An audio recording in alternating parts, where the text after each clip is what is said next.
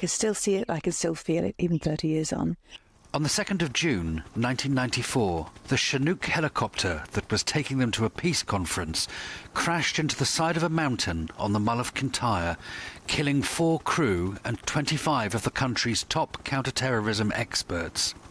At a board of inquiry, the Ministry of Defence concluded there was no doubt whatsoever the accident had been caused by the gross negligence of the 2 pilots, Flight Lieutenants Richard Cook and Jonathan Tapper. But there was doubt. Plenty of it. There were no eyewitnesses on that foggy night, no flight data recorder, no voice recorder. It took until 2011 for the Ministry of Defence to admit they had not a shred of evidence. At the time of the crash, systematic errors in the software that controlled the engines had been reported. The MOD had seen its safety budget slashed in the run-up to the accident. In a statement, the Ministry of Defence told GBNews, in 2010, the Mull of Kintyre independent review was carried out and the findings were fully accepted. The review did not find new evidence to suggest mechanical failure, and no safety issues with the Chinook Mark II were raised in the report. This weekend, the families have formed the Chinook Justice Campaign. But justice may never come.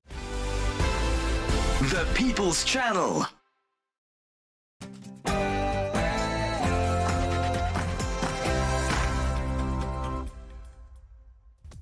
Morning, 9:30 on Monday, the 17th of June. This is Britain's Newsroom on GB News with Andrew Pearce and Bev Turner. So England managed a 1-0 win over Serbia in their opening match at the Euros. Did you watch? Let us know, and we'll show you how the main political leaders use the event to parade their patriotism. It seems like it's all over for the Tories. The Defence Secretary Grant Shapps almost said so this morning. Have a listen to this. Possible to win the election. Do I accept it's not the most likely outcome? Yes, I accept that. I'm a realist. Bit of refreshing honesty there. Now, child benefit cap. An extra 250,000 children will be hit by the 2-child benefit cap next year. Previously, Deputy Labour leader Angela Rayner called the policy obscene and inhumane, and Jonathan Ashworth called it heinous. But it looks like the party are going to keep it after all. And Reform UK leader Nigel Farage is launching his contract with the people today. He's taking it to Wales, the Labour heartland, and he's going to tell us exactly what his party stands for. And living in fear. In a Britain's Newsroom exclusive, 7 years on from the Grenfell fire, it's estimated that 300,000 people in England are still living in dangerous tower blocks. And a police officer who struck a cow with a patrol car twice has been taken from frontline duties. We're asking, was he just doing his job?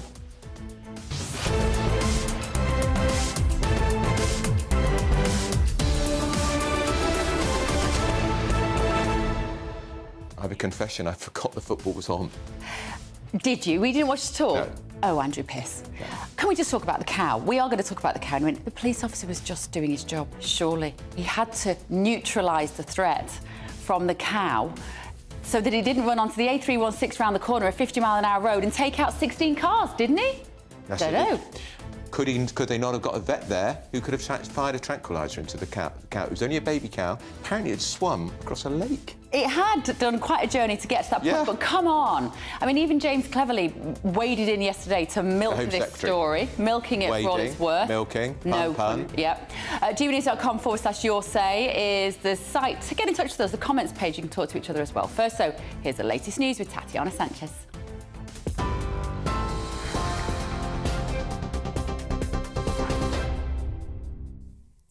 Bev, thank you very much and good morning. The top stories from the GB Newsroom.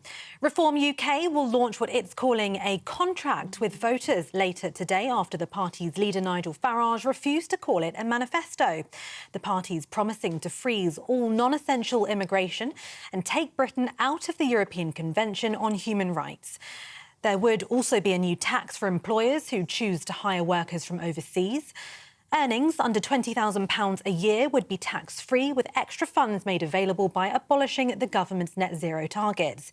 Today's launch comes after a poll showed Reform ahead of the Tories by 1 point, though other polls have since put the party behind the Conservatives. Meanwhile, a Reform UK candidate has resigned after it emerged that he'd previously urged people to vote for the British National Party. Grant St Clair Armstrong had been standing in the same constituency as Women and Equalities Minister Kemi Badenoch. His name will still appear on the ballot because the deadline for nominations has passed. The Shadow Chancellor will highlight Labour's plan to boost investment and create 650,000 new jobs as a week of economic campaigning begins. Rachel Reeves will detail plans to inject £7.3 billion into a new national wealth fund. The party says it will create hundreds of thousands of well-paying jobs across the country as part of what it's calling a green prosperity plan. And the Liberal Democrats say fuel duty relief should be expanded to 20 new areas to support motorists in rural communities. Sir Ed Davies continuing his campaign in the West Country today with plans to help rural motorists who, he says, have been clobbered by the cost of living. The party says a real rescue plan is needed to support communities struggling with outrageous pump prices. It comes as the RAC accuses fuel retailers of exploiting the focus on the general election by keeping their margins persistently high despite falling wholesale costs. For the latest stories, sign up to GB News Alerts by scanning the QR code on your screen or go to gbnews.com/alerts. Now back to Andrew and Bev.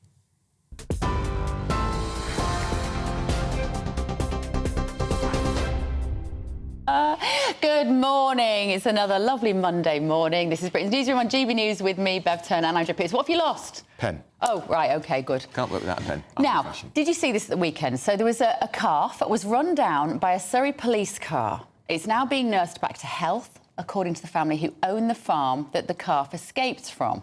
Well, he didn't just run him over once, he ran him over twice. No, we're not showing you the footage. The footage is really shocking. It was on Friday night, this was, and obviously the footage emerged onto social media on Saturday morning because these days you can't do anything without somebody filming it and putting it on the social media. So the police officer who was driving this vehicle has now been taken off frontline duties until a full investigation is completed. And I feel like I'm yet again in one of these situations where I'm the only person in the country who thinks the police officer was just doing his job. I think what I'd have done was called a vet. There's emergency numbers for vets everywhere. The police have access to them. A tranquiliser could have put that calf out of its misery. But by that point, so you call a vet, the vet arrives, the vet has to then restrain the threat. A tranquiliser, straight out. What, is it dart it across the A316? Well, I just really uncomfortable. Look, it clearly wasn't a good day for the cow. We can all conclude that. And it wasn't a good day for anybody looking on. But that police officer, probably a young guy who's got dual carriageways left, right and centre in that area. Do you know what the most popular business is in that area in Felton? Farming. McDonald's drive-through. It's got a queue round the block any time you go around that area. And all those people queuing for McDonald's who are now outraged that this poor cow had to die. Because it's going to be at McDonald's at some point. At some point, he was going to die. I'm really sorry. If you eat meat, you can't be upset by a cow dying. I think the fast roads with cars at 10 o'clock at night in the dark, they're not expecting a cow to walk out in the middle of the night. There would have been a massive pile-up. Then there'd been, like, who knows how many people dead.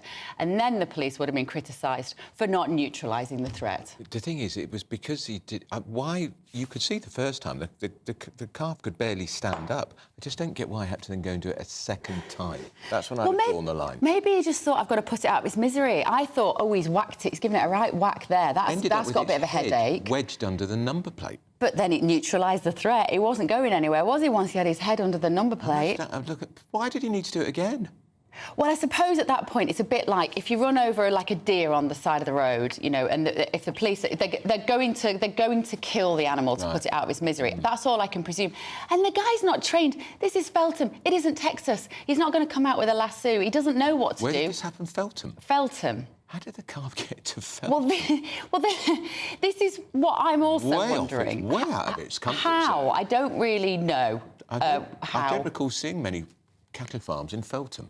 I don't know either. Maybe you live in that area. I'm sure the inbox is now going to be full of people saying, Bev, you're outrageous, you lack compassion. There will be people who agree with you, but if it had been done once, that was enough, but I don't think it needed to do it the second time, because I think that cow was about to keel over.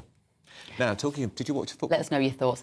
Do you know what? If you're a mum with kids, Sunday nights are busy. You haven't got 90 minutes to sit down and luxuriate in football. It's never 90 minutes now, because apparently every time they stop the ball, they add extra time. It goes on for about hours now. This is true. Well, England won. We beat Serbia 1-0 in the opening match. Because they're apparently one of the weakest teams in the competition. Is that right? So you do know something about football. I heard it on the radio. 20-year-old Jude Bellingham scored the only goal of the game. Many of the papers this morning are calling him the perfect 10. So, of course, politicians cannot let a major event like this get underway without getting involved. So here's Rishi Sunak. If you're listening on the radio, he's in his jeans, he's got a T-shirt hanging out from under his jumper to try and look cool with the lads. There appears to be a pint glass of something in front of him. He's teetotal. He tweeted this: "Tense finish, but they got the job done. Jude Bellingham is something special. On to the next one." We see right through this, don't we? Meanwhile, the Deputy Leader of Labour, Angela Rayner, said celebrating a vital win with the gaffer. Well done, lads. Now, just look at that picture of Keir Starmer. That T-shirt looks improbably clean. He's in a pub watching a football match. What, not a single bit of beer has been spilt over it? Have you ever seen such a white T-shirt in a pub at the end of a football match? And that comedian, I can't remember his name, but John Richardson. Right. John Richardson, who's clearly supported... I thought that was Matt Hancock in the middle when I first saw that picture. I don't know who that is between Keir Starmer and Angela Rayner. But don't you think that T-shirt looks like it's been in a bowl of Purcell for a year? Well, it's obviously worn clean for the day, new for the day. I think people do go to the pub and watch football without getting beer on them. Really? When the goal was scored, I've been in pubs when a goal scored, all the beer goes up in the air. You have not been in a pub when a goal has been scored. I have, many years. That was 1966. Exactly. They don't do that anymore. That was Matt Ford, who's a comedian in the middle there, not Matt Hancock. Well, joining us now is former England international and also played in the famous Hand of God Maradona match in the World Cup 1986, Trevor Stephen. Good morning, Trevor. Thank you so much for joining us. Good morning to you. How are you? Good. Well, you're going to have to help us here, Trevor, because Bev and I have a confession. We don't really know much about football. But what you do as a former England player, Everton player, Burnley player, was it tense? Did we do well? Is it always nerve-wracking in the first game? Yeah, I mean, there's always trepidation for us in the first game because the expectation levels are so high, and rightly so. We have the Premier League, right? I think the Premier League it masks a lot of things because the majority of players are foreign players in the Premier League. All right, we do have some really top players ourselves within that, but maybe not as many as we think. So we don't reflect the Premier League, and it is seen as the biggest league in the world. So putting that aside, we still have a fantastic squad of players, and we have a leader. And Jude Bellingham is a leader now of men, a 20-year-old. But going into this game, I thought we were really good, right? I thought we were really good in the first 20 minutes. And we got our goal. We were playing well, dominating the game, looking comfortable. But as the game went on, we started to go back onto the back foot. And as soon as we do that, we get lost in games. And I think we got lost in this one. But we got the job done, as everyone is saying. That's for sure. Why did they lose their way, Trevor? I think what you've seen in this tournament already, substitutions are going to be absolutely key to how you play 90 minutes. And again, I don't think Gareth really covered himself in any great way because of there's no real rhythm to the way that he was making the substitutions. He was kind of just taking like for like and not changing the way that we played. So if you're going to be critical, would say that substitutions could have been better. You think that Felton wasn't playing particularly well. You think, well, Trent did come off, of course, but faded in the game as well. Harry Kane, one touch of the ball in the first half. I understand that. I understand that he was given a role to play further up the field and not concern himself too much with getting involved in the game in deeper positions. But he was working away in a thankless task and burning energy up there. We could have had Watkins on. The energy that he would have provided, I think, would have made us look a little bit more a little bit more dangerous in the second half and take the game into the Serbians, because a lot of that second half was played in the England half, wasn't it? The bits that I managed to watch in between Sunday night mum duties, it looked like every time I turned on, somebody was trying to foul Jude Bellingham, and I was a little bit worried for him. Is that sometimes part of maybe the ambition of the team early on in the tournament to take out your star player? Yeah, I think so. I think he was getting special attention, but I think the refereeing has been excellent so far in the tournament, and I thought the referee noticed that very early on in the game, that Jude was getting more than his fair share of clatterings, you know, during that first half in particular. But, you know, such as Jude, he thrives on that, and we saw one instance where he almost went a little bit too far with a reaction to one of the Serbian players. Yeah. But he is the catalyst for everything that we're going to do in this tournament. We can't win it without him playing. We can't win it without him having a really good tournament. And he started really well. The team around him, I thought, looked a bit flaky over the 90 minutes. But I said that first half an hour, I was very impressed, because we have rubbish at having rhythm, you know, in the first game. We're frozen somewhat. And I thought the first 30 minutes was very positive, but we can do better over the 90 for sure. Just tell us briefly, Trevor, can we really, genuinely, can we win this tournament? If you look at the other teams that have got into this, you know, and really hit the ground running, you know, Germany, for instance, Spain are looking very good. We've got to see France tonight, and they are obviously the standouts. But listen, we've got the 3 points. We are going up against Denmark in the next game. Luckily, I've got a ticket for that, so I'm going to go and see it myself. Looking forward to getting the job done there as well, and build on the performance that we've had. And if Gareth can just be that little bit braver, a little bit earlier with his substitutions, I think you know, we've got a really good chance. I would just like to mention Mark Guehi. Mark Guehi, Crystal Palace centre-back, was absolutely terrific last night. And I think he was the one that we were all doubting. Can he step up to the mark? And he did more than that. I thought he was absolutely played out of his skin, actually, last night, and long may that continue. So he's kind of cemented his place in the starting lineup, which is great. OK, brilliant. Thank you so much. England, Everton and Burnley legend Trevor Steven there. And did you see when they scored the goal, all the beer was going up in the air? So I'm telling you, Keir Starmer changed that T-shirt for that photograph. That wasn't a pub. They don't do that in the pub. You get kicked out of the pub now. All the millennials are like sipping on a fresh orange juice anyway now in the pub. He went in the gents and changed his T-shirt. I'm telling you. Everything is so controlled these days. Nothing is spontaneous. Up next, Labour's net zero black hole. The Conservatives have accused Sir Keir Starmer of a huge budget shortfall and insist tax hikes are looming. This is Britain's Newsroom on GB News. If you want your news to be straight talking... This is a nightmare for the Conservatives again. Down to earth. It's not just Nottingham where this is happening, is it? And most importantly, honest. Hard-working, middle-class taxpayers, they'll get their book thrown at them. Then catch me, Martin Daubney, Monday to Friday, 3 till 6 p.m. on GB News, Britain's news channel. This is GB News, Britain's news channel. 98-year-old veteran Ken Cook shared his memories of D-Day at a special event in Harrogate. As a former Green Howards private, Ken was part of an armada of vessels carrying more than 150,000 Allied soldiers to France. And he was just a teenager when his regiment landed on Gold Beach in Normandy. Everybody was telling us, the officers and the sergeants, corporals, they're telling, get off the beach, lads, quick, because there's some more stuff coming behind us, and they had to get onto the beach as well. All our equipment and tanks and whatever, artillery, they were following up behind us, so we had to get out of the way and get into the countryside and make as much ground as we could on that first day. Ken survived that harrowing first day, but many didn't. Around 10,000 Allied troops were either killed or injured. But their sacrifice, along with the bravery of those that lived, changed the course of history and resulted in the end of World War II. Because somebody had to do it, and so we did it. We did our job, and that's it.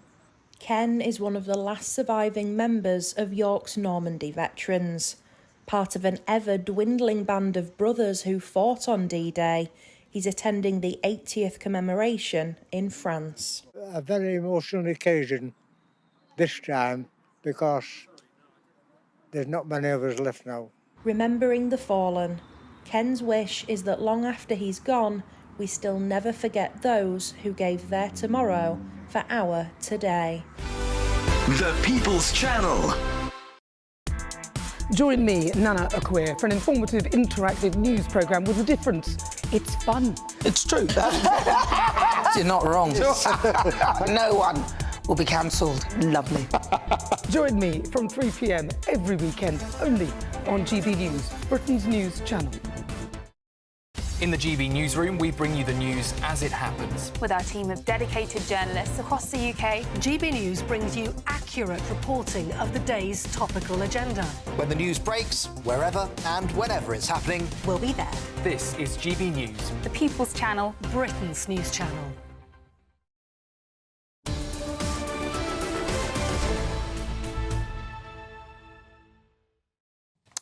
Joining us now is our political commentator, Matthew Stadler, editor at large of Mail on Sunday, Charlotte Grizzlies. He's just corrected me on my football knowledge, because I said that Jude Bellingham played in Spain, and he doesn't. No, you said Jude Bellingham played in Germany. And he did in the past play in Germany. Well, now he plays was in nearly Spain. right. Just don't even try, Andrew. With Why am I bothering? Just don't even try. Why am I bothering?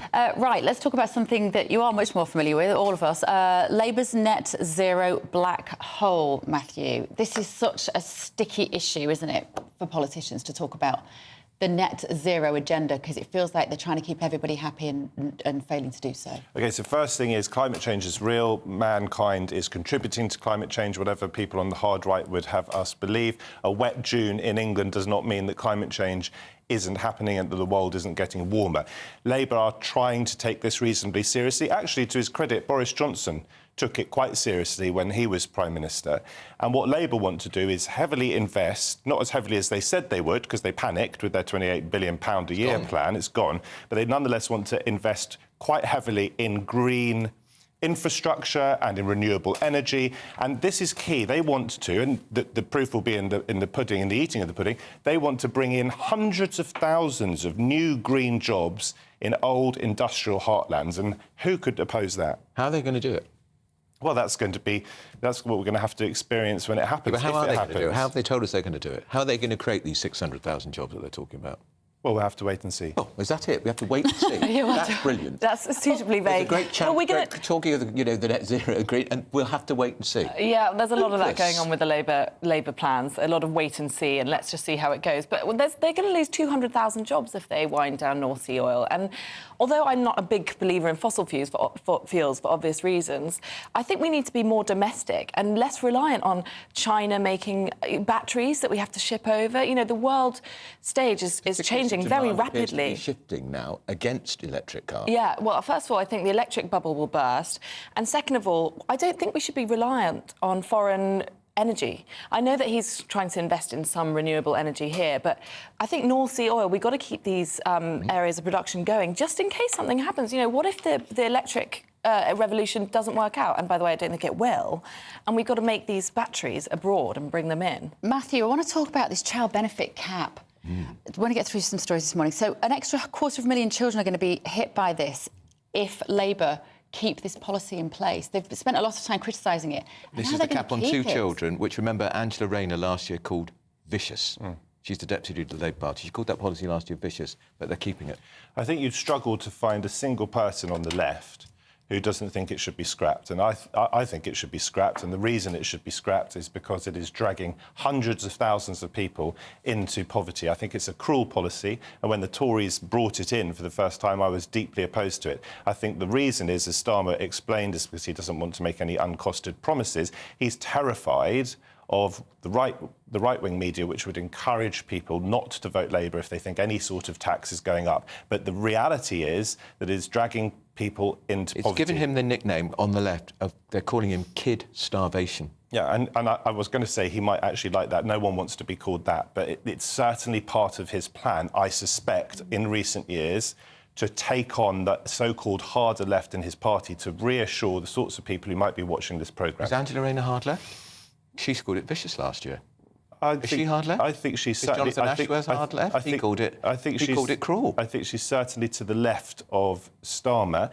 And what we're seeing is a Labour Party that is desperate to get into power, and it cannot achieve everything that it wants to achieve. It comes down to, again, Charlotte, what is their ideology? Are the Labour Party pro-family or not? It seems very strange that they would keep this. Yeah, and given that Starmer is very obviously close with Tony Blair, who brought 1 million children out of poverty, you would think he would scrap it, actually. But I think, as you said, Matt, he just wants to win this election. £2.5 billion when you're thinking about... 3.5, I think. OK, all right. Yeah. But even more. A £1 trillion economy, it's small beer. I agree with you. And yesterday we had Wes Streeting saying the manifesto is not a 5-year spending plan.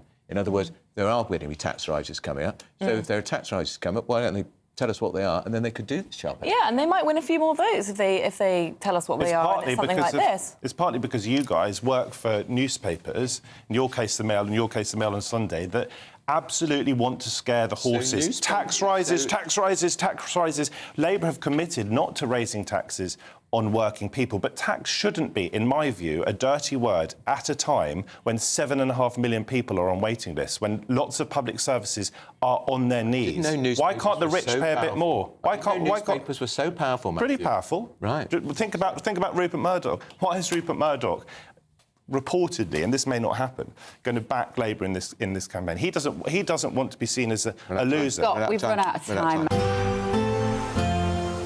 A brighter outlook with Box Solar, sponsors of weather on GB News. Hello and welcome to your GB News weather update brought to you by the Met Office. Well, there's still plenty of sunny spells and showers in the forecast this week, but from midweek onwards, plenty of dry weather, and we'll even start to see some sunshine. A cloudy start for Monday, though, across the central slice of the UK, with some showers starting to break through, and on the whole, a rather unsettled day with sunny spells and showers. The driest of the weather is going to be across the south and southeast, where we'll see plenty of sunshine. It may just turn hazy by the time we reach the afternoon, but this is where we're going to catch the best of the temperatures, highs of 22, maybe even 23 Celsius by the afternoon. Later on into the afternoon and through into the evening, we will continue to see plenty of showers across the country, and they may be heavy at times. You may even hear the odd rumble of thunder in the northeast. And lighter winds too, which means they're going to move through fairly slowly, so you may catch some persistent heavy downpours at times. Largely dry across Northern Ireland, but a mostly cloudy day. Still some showers in the north of England. But further south is where we'll start to see that drier weather. The odd shower here and there, but otherwise plenty of late evening sunshine on offer. Through into the evening, it is going to be a largely drier night compared to recent nights. Plenty of clear spells too, which means it's going to be turning cooler. May even start to see some mist and fog develop by the time we reach the morning. But it is going to be staying largely cloudy across Scotland, and it's going to be quite damp here too. But that means that's where it's going to be milder. Whereas under those clearer spells, it is going to be a cooler night than recent nights. Now, overall on Tuesday, it is going to be plenty of dry weather around. Still those showers, though, generally developing through the course of the morning in northeast England, and quite a damp day across Scotland too. And once again, we could catch the odd heavy downpour, may even hear the odd rumble of thunder, and a chance we may see some rain in the far southeast. But that's generally where we'll see the warmer weather once again. Bye for now. That warm feeling inside from Boxed Boilers, sponsors of weather on GB News.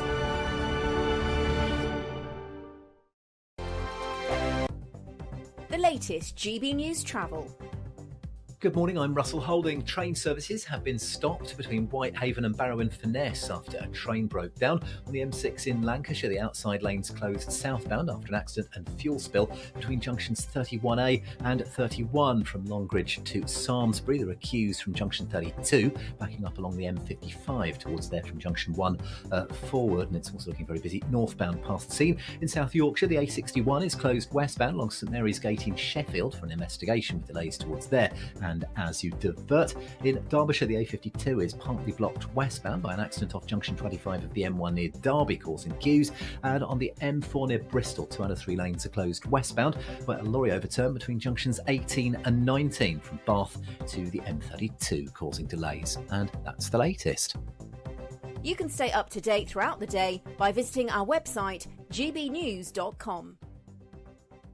There's still time to win our Summer Spectacular with an incredible trio of treats, and you could win them. First, there's a fabulous £15,000 in tax-free cash to ensure this summer is special. What would you spend that on? Next, you'll also receive the latest iPhone 15 and a set of Apple AirPods. And finally, £500 to spend at your favourite UK attraction. For another chance to win the iPhone, treats and £15,000 cash, text prize to 63232. Text costs £2 plus 1 standard network rate message. You can also enter online at gbnews.com/win. Entries cost £2 or post your name and number to GB06 PO Box 8690 Derby DE1 9TT. UK only. Entrance must be 18 or over. Lines close at 5 p.m. on the 28th of June. Please check the closing time if listening or watching on demand.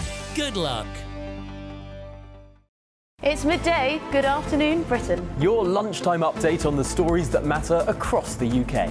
From breaking news and insightful analysis, inspiring stories and lively debates. Are you comparing yourself to a former Prime Minister? Which is it? Stay informed, stay updated, stay entertained. I just don't know how anyone would not want to be there. Every weekday from midday. We are Good Afternoon Britain, only on GB News. Britain's news channel.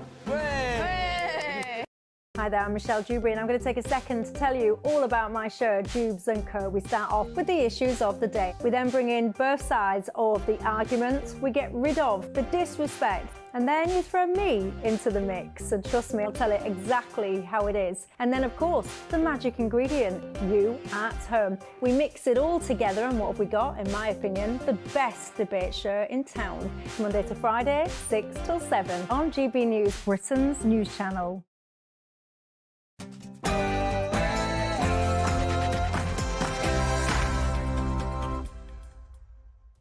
Very good morning, it's 10 o'clock on Monday the 17th of June. This is Britain's Newsroom on GB News with me, Bev Turner, and Andrew Pearce. Well, is it all over for the Tories? It seems the Defence Secretary, Grant Shapps, thinks so. This is what he said this morning. Possible to win the election. Do I accept it's not the most likely outcome? Yes, I accept that. I'm a realist. Child benefit cap controversy. An extra 250,000 children will be hit by the two-child benefit cap next year. Previously, Deputy Leader of Labour, Angela Rayner, said the policy was obscene and inhumane, and Jonathan Ashworth called it heinous. But it now looks like their party is going to keep it. And living in fear. In a Britain's Newsroom exclusive, 7 years on from the Grenfell fire, it's estimated still 300,000 people in England alone are still living in dangerous tower blocks. And a huge sigh of relief as England kicked off their Euros campaign with a 1-0 win against Serbia. Lawless Britain. Nearly half of shootings investigated by Britain's biggest police force, they're unsolved. We're going to bring you that report shortly. And we love you, Papa. Kensington Palace released a new photograph of Prince William and his 3 children to mark Father's Day.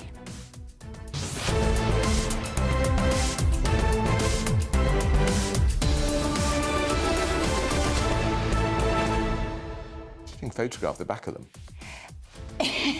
Well, normally when people do that on social media, it's because you don't want to show the faces of your children, but obviously they're the royal family. We very much know what they look like. Obviously, the princess took the photograph, clearly, but perhaps the kids are pulling faces. I quite liked it. I thought it was quite touching. And that shows, and they do live close to the beach, close to the sea. Lovely, lovely weekend. Nice way to spend that Father's Day. Let us know what you did yesterday, gbnews.com/your say, and let us know your thoughts on all of our stories this morning. A lot of you are giving me a hard time about being apparently uncompassionate, cruel to cows. Who'd have thought it? I didn't wish the cow any harm. I just think the police officer was in a very difficult situation. You'd have probably run it over a third time. Finish it off. I would have hated. The thing is, I would have hated to have to do that, and therefore I feel for the police officer that he found himself in that situation. It was in Felton. He doesn't live in Texas. Right, here is the... What state is the police car in? It was all right, actually. Amazing. Very latest news with Tatiana. Here she is.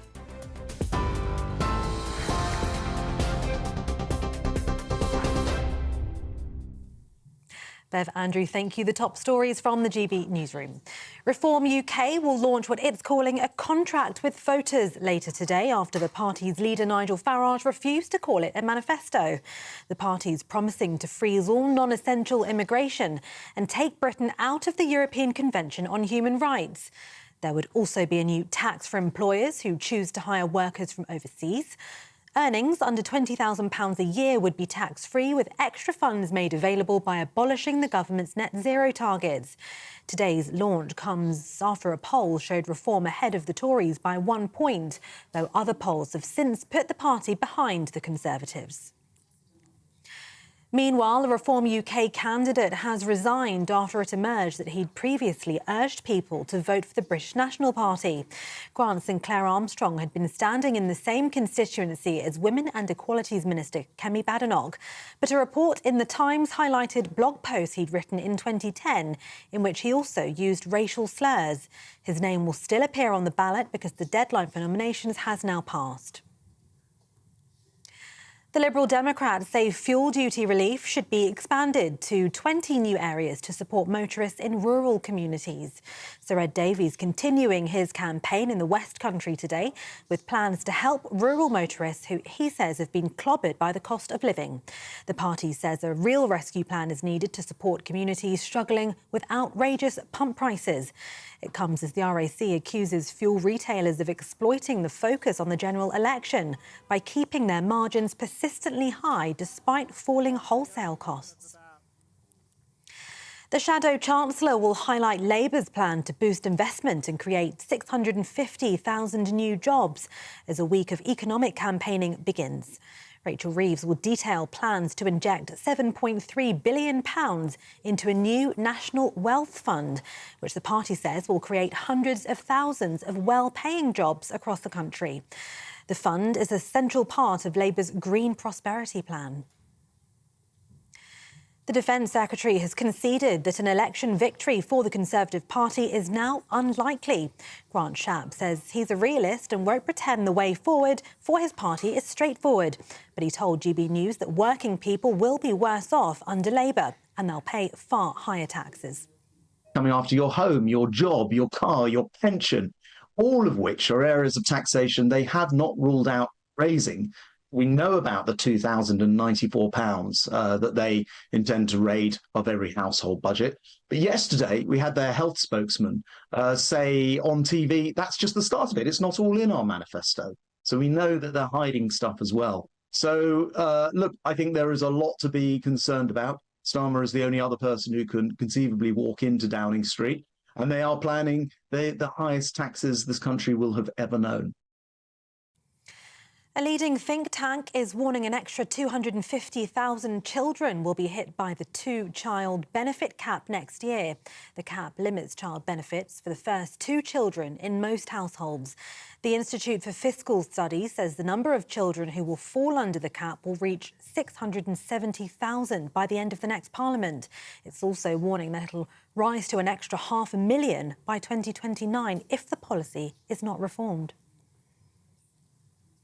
A third company is now recalling some food products due to fears of possible E. coli contamination. A manufacturer called This is recalling a vegan chicken and bacon wrap, which is sold only at WH Smith retailers. It comes after some sandwiches and wraps sold at major retailers, including Sainsbury's, Asda and Boots, were also recalled due to the same concerns. The manufacturers say the recalls are only a precautionary measure and no cases of contamination have been found. Anyone concerned should visit food.gov.uk for a full list of recalled products. And the number of pubs disappearing from our high streets and villages has jumped, with almost 250 pubs closing in the first 3 months of the year. It means around 80 pubs shut every month, representing a 56% increase compared to this time last year. Publicans have blamed high energy and food costs, tighter consumer spending and eye-watering tax burden facing small business owners. For the latest stories, sign up to GB News Alerts by scanning the QR code on your screen or go to gbnews.com/alerts. Now back to Andrew and Bev.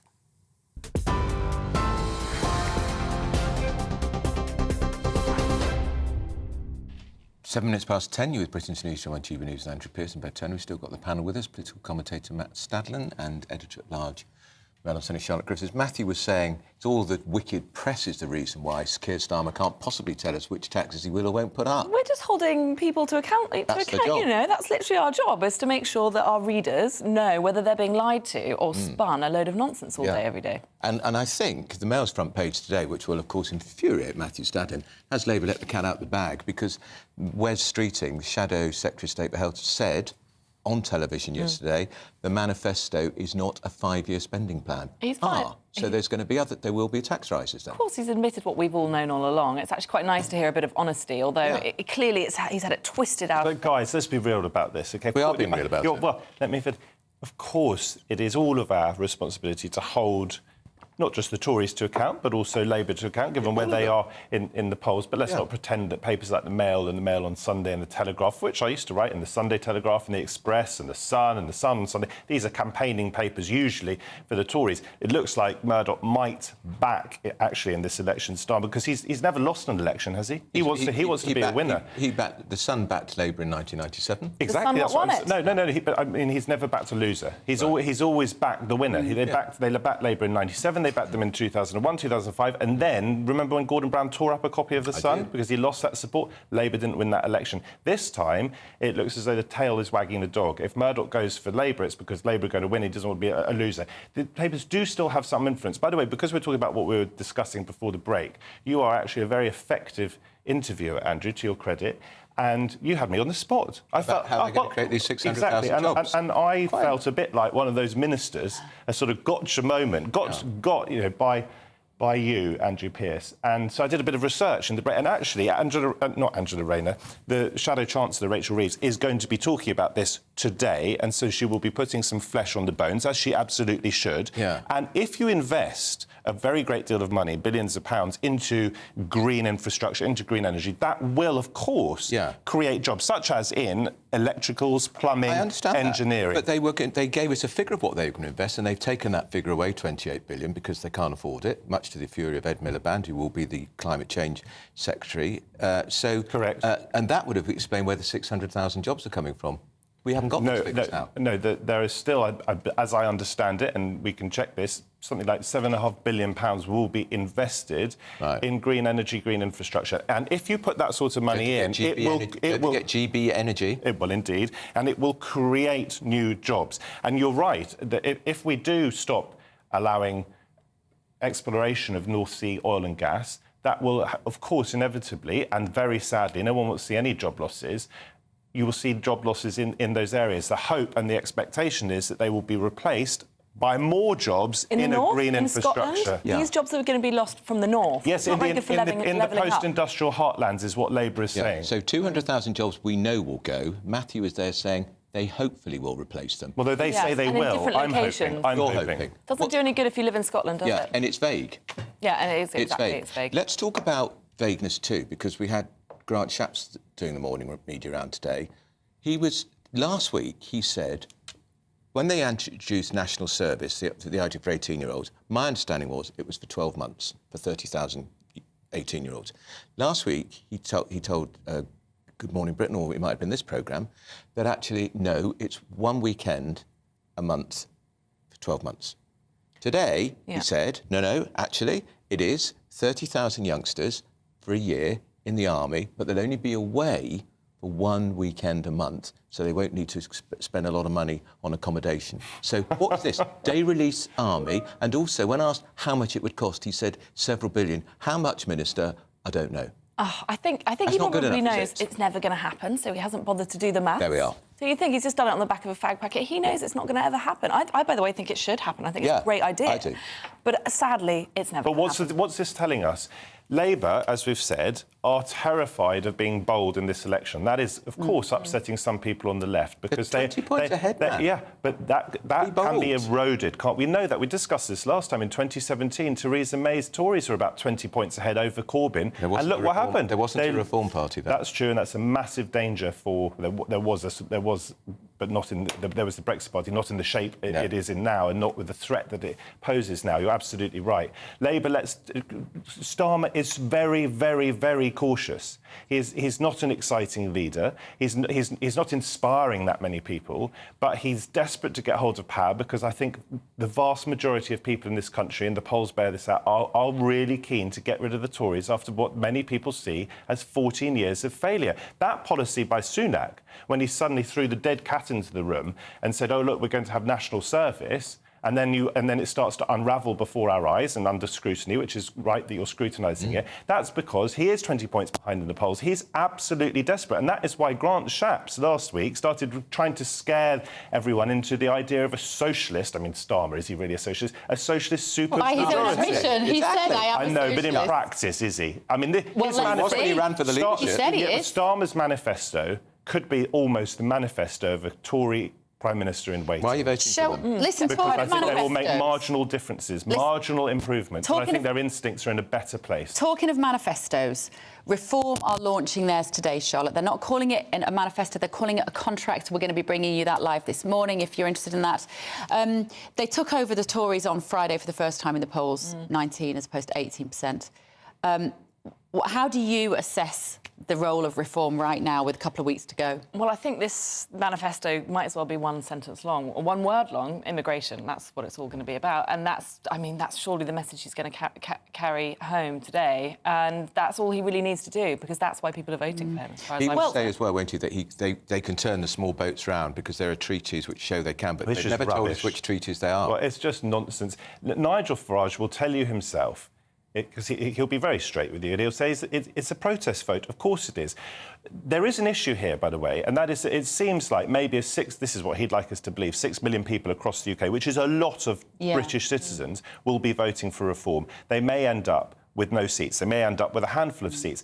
That, on the face of it at least, is not great for democracy. The reason that is, so viewers understand, is because their support is uniform, roughly, across the country. So they've got a certain amount in most seats, whereas the Lib Dems have a very high degree of support in a small number of seats, and very little in elsewhere. That could leave 6 million people feeling disenfranchised. But do you not find it a bit wrong-footing, though, Matt, when you think that Nigel Farage said that he would remove the cap on child benefit for 2 children? He would have as many children as you want having child benefit.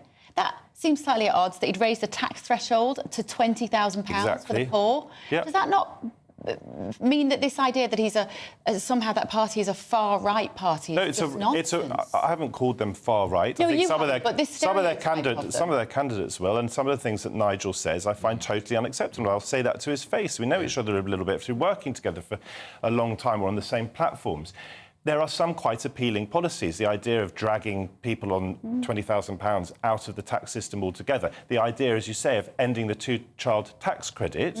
The question is, how would it actually work? Can he balance the books? Is he a serious party for government? Of course he's not, and therefore he can say those sorts of things. It's interesting as though, just briefly, Charlotte, he's launching his manifesto today, and it is his manifesto, after all, in Wales, Labour heartland, because he's saying, I'm not just about taking votes from the Tories. Yeah, but I think there are a lot of people in Wales who actually are going to vote Reform. But as you say, the first-past-the-post system means that you won't actually see many seats in power. But I also think people are going to...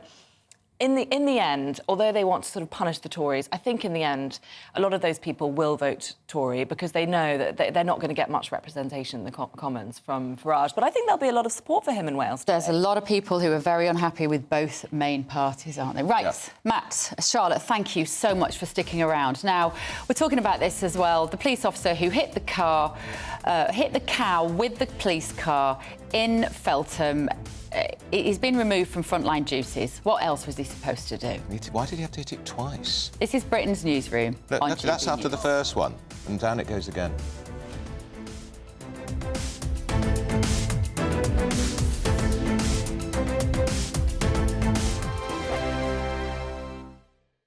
This is GB News, Britain's news channel.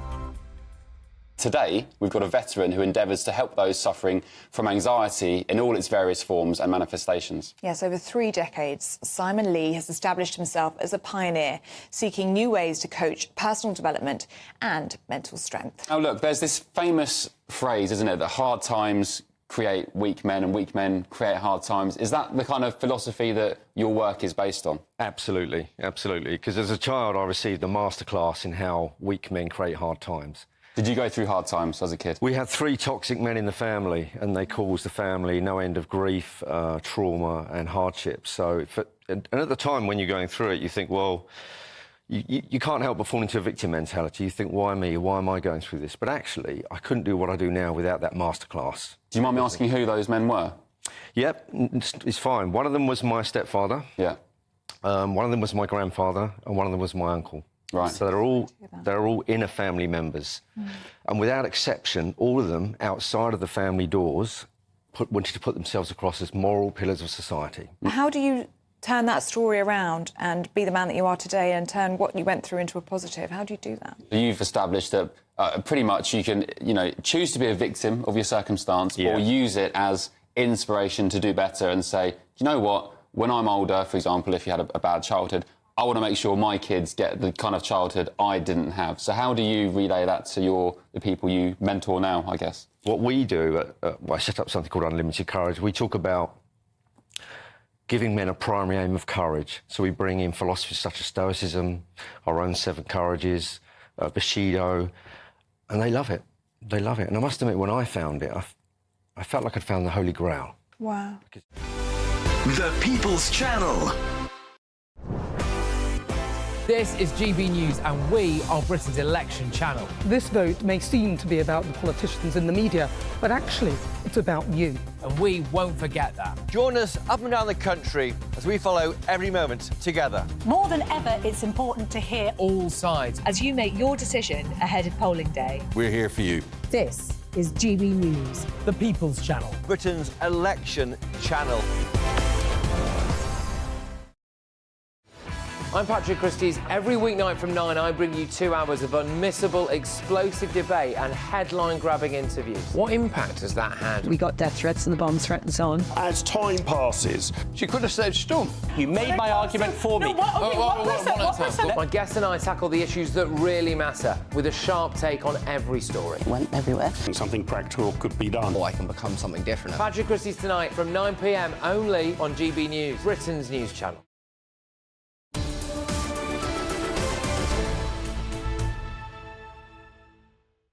10:19 with Britain's Newsroom on GB News. Andrew Pismoto. A lot of people are worried about this cow. Well, they're worried about me being cruel about the cow.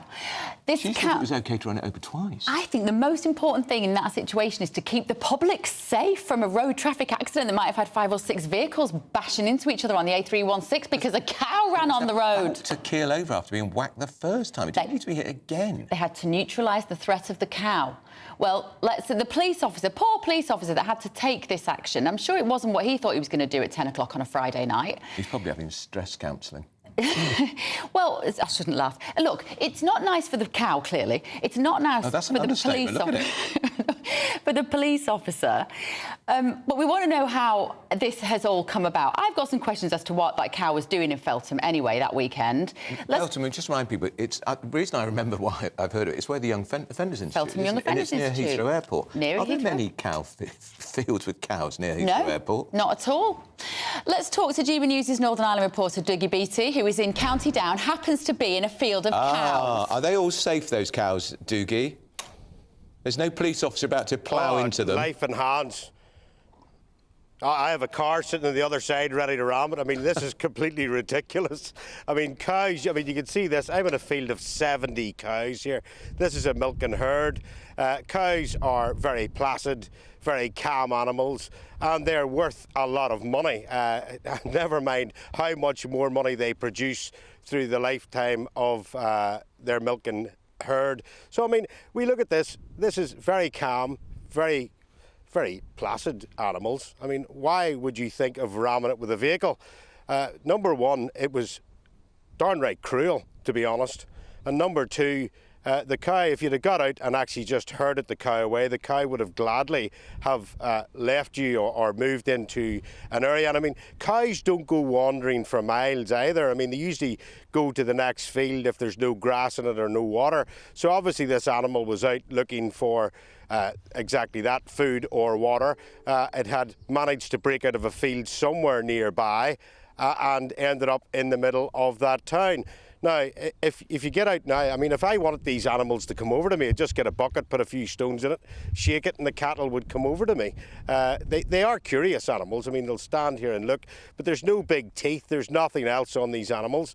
And all he had to do was get out of that truck, put it across one side, and just herd the beast in towards the side of a verge or whatever, and they could have tied it up and by all means would have, no doubt, it would have been a situation over. There was no need. The thing is, you're a man of the country, so you're there in your wellies and you understand what cows' behaviour is like.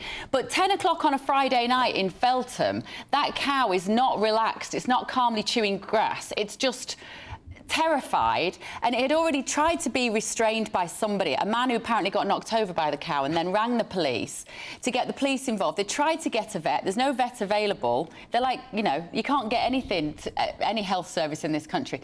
And they had to stop the cow before it ran on the road and caused a mass pile-up, because if that had happened and people were injured in their cars, surely the police would then have been criticised for being too woke and the vegans run the world and no one dare restrain a cow.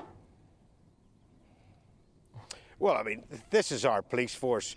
This is general training in a police force. If you're a police officer, I know here in Northern Ireland, if you're a police officer, there's a massive rural side to our life here, and you're well trained in exactly how to deal with an animal that's on the road. I mean, anybody could deal with an animal that's on the road. If it was a dog on the road, or if it was a horse on the road. I mean, we had that in London. We had horses running through London going mad. Exactly, and people ended up in hospital. There were people in hospital, Doogie. Yes, but yeah, but if you don't know how to deal with the horse, you go to the horse, you calm the horse, you lift it you just let the horse be reassured that there's nothing happening. And a horse is a different animal from a cow. I mean, if you could see to the right-hand side of me now, there's actually a cow standing right beside me. I mean, the scariest thing in this field is not to stand in a steaming divot. I mean, that's exactly where we're at. This was hardly a life or death situation. And to me, this police officer overreacted way beyond the bounds of what he should have done, and never mind the thousands of pounds that was in that animal. The public sector police vehicle that he hit, I'm sure, is damaged in a big way as well. There was an easier way to deal with this. Doogie, he's behind you. He's behind you. If he runs you over now, Doogie, I think I'll die laughing. Right, well, listen. But can I just ask one question, Doogie? When a cow's lying down in a field, is that a sign that rain's on the way? There's lots of signs that rain's on the way. I mean, what's the old saying? Elm before oak, you're in for a soak. I mean, the countryside's full of that now. Cows lie down quite a lot and just chew around them, go up for milking, come back. There's no real problems with cows. And that police officer, he maybe took a split decision to do exactly what he did, but it was the wrong decision. Oh, I feel sorry for him, though. Thank you, Doogie Beattie. Always lovely to see you and all that fresh air, that rural scene. I love it. He should be a consultant on the script of The Archers. He knows his countryside, doesn't he? He does. He lives there, doesn't he? Yeah. Well, like this poor police officer doesn't understand a cow's behaviour. He obviously panicked a bit. And, well, I'm on the side of the police officer. I really am. I feel so sorry for that guy. Is the cow called Daisy? The cow hasn't got a name. He's a flipping cow. He wasn't a pet. No, it has got a name. What? Mama said it has got a name. Oh. We're getting yeah, I'm sure it's suddenly got a name because there's an insurance claim to be had here, right? So Absolutely. Suddenly it was the children's favourite cow. And apparently, right, moving on. they think it might die of shock. Well, I nearly died of shock to see the public outrage on criticising this poor police officer faced with a very difficult situation. The cow is called Bew Lucy. There we are. Bo, it's Bo, isn't it? Oh, yeah, I had read that. There we are, you see. Come Very on. nice. We're wishing you well, Bo Lucy. She isn't. I'm wishing the police officer well. She'd have driven over 5 times to finish you. I just think human beings are more important than animals. Call me old-fashioned. Right, gear change. Can we use that expression, poor cow? Gear change. Almost all the firearms being used by criminals on the streets of London are being brought in from abroad. Our Home Security editor, Mark White, has been investigating. At this train station in Luton, firearms officers move in on an armed suspect. Police, get a floor! Get a floor, do it now! Do it now! On your front! On your front! Front your front now! Front your front now! No! This is 20-year-old Tyrell McCoy. When officers searched him, they found this handgun and ammunition. McCoy and other members of his North West London gang have now been jailed for drugs and firearms offences. I'm scared to think about his last moments, because I think if I do, that's when I'm going to hit that black hole and I might never, ever come out of it. Jackie Taylor knows more than most the heartbreak gun crime can bring. Last year, her son Tyrese was shot dead in South London. His killer has since been convicted, but for the family, their grief is all-consuming. Sometimes I sit down and it's not even tears. I'll just be sitting down and all of a sudden I can't breathe. And then I'm just like, come on, Jackie, come on. None of us have ever been the same since that day. It's just horrible. Loud shout, loud shout! Across the capital, police have raided dozens of addresses in recent weeks in a crackdown on the criminal gangs involved in gun crime, arresting more than 50 and seizing dozens of weapons. The Met say firearms offences have fallen to a 15-year low in London. But many criminals still manage to acquire guns, often from other crime groups overseas. Well, the majority of illegally held firearms here in this country come from abroad. But having said that, we often see converted blank firers, which are legal. They're used for things like starting pistols, gaming, etc. Currently, we're seeing converted firearms coming in from places like Turkey. It fluctuates over the years. This South London criminal, Danny Butler, is now serving an 18-year jail term after officers searched his home and found 6 firearms. Some, including a loaded handgun, were found in his young children's bedroom drawers. Across the capital, police are continuing to pursue the gun criminals. But it is, it seems, a never-ending battle against those determined to carry these deadly weapons. Mark White, GB News. Really interesting. Awful. Shocking. It's really, really shocking. Right, let's see what you've been saying at home about this cow story. A lot of you are giving me a hard time, and then some of you also saying, you know, the human beings are more important than the cows. It was important that the cow didn't cause a massive pile-up. Come on, Bev, you can't defend the police officer. You're totally exaggerating the danger, says Ralph. Simple matter of block off the road and approach the calf quietly. Block off the road. There was one police car. I mean, the resources required to block off a road. And then what? You're not going to block off a road. A cow can go through a garden. You're fighting a losing battle here, Bev. I know. Ian says, this is London, not rural England. They should have shot the cow and fined the owner for not securing it properly. With what? Well, this is the thing. One of those guns that Mark White's just been talking about. All they had was a car. All they had was a battering ram. What else could they do? Beverly, another Beverly says, she's a member, morning. Police officer was way out of order. Bev's wrong on this one. Anne says, Bev is right. The cow had to be stopped before it got to the major road. Also, I doubt any of the vets in the area have the equipment to stop a big animal. Good point. Where was the farmer? If the cow had been on the loose for so long, why wasn't he looking for it? Or was he too busy watching the football on the TV? Well, this was Friday night, actually. It was. I'm sure there might have been a football match. 10 o'clock at night, wasn't it? Another Beverly, it isn't the same member, different surnames. Bev, you've come across as rather snidey on this issue. That's a show. I just want to support the policeman. I think he was in a really difficult position. And like I said, everybody who was complaining about it yesterday probably sat there eating their roast beef over Sunday lunch going, isn't it awful that that cow was killed because the police are rubbish? I think they killed them more humanely than running a big, heavy car into them. Twice. You'd have run it 3 times. She'd have done it 3 times, she would. Well... Put it out. She said to put it out of its misery. Yeah. We have to disagree, as ever. We often disagree. Time for your news headlines now with the fabulous Tatiana Sanchez.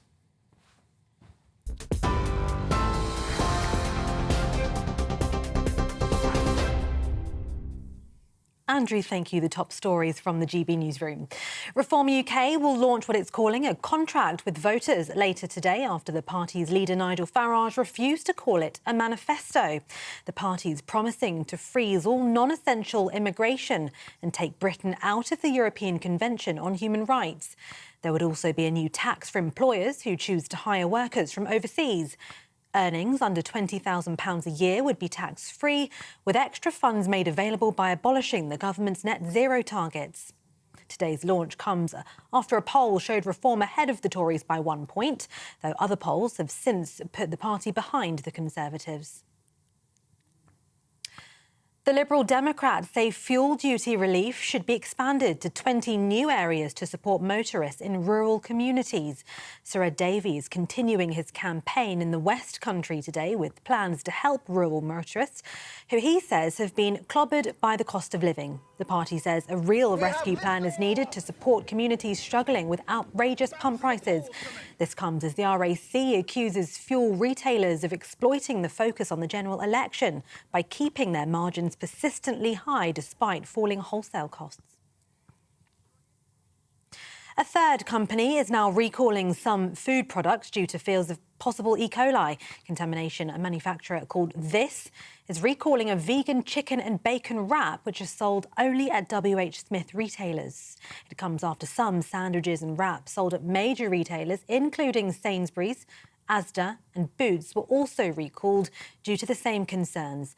The manufacturers say the recalls are only a precautionary measure and no cases of contamination have been found. Anyone concerned should visit food.gov.uk for a full list of recall products. For the latest stories, sign up to GB News Alerts by scanning the QR code on your screen or go to gbnews.com/alerts.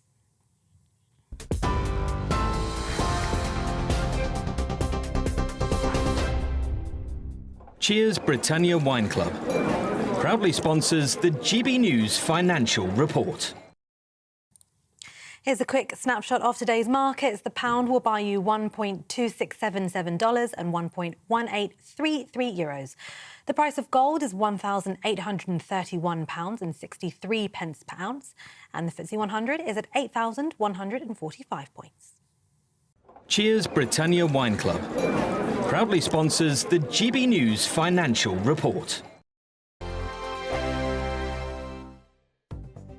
The latest GB News travel.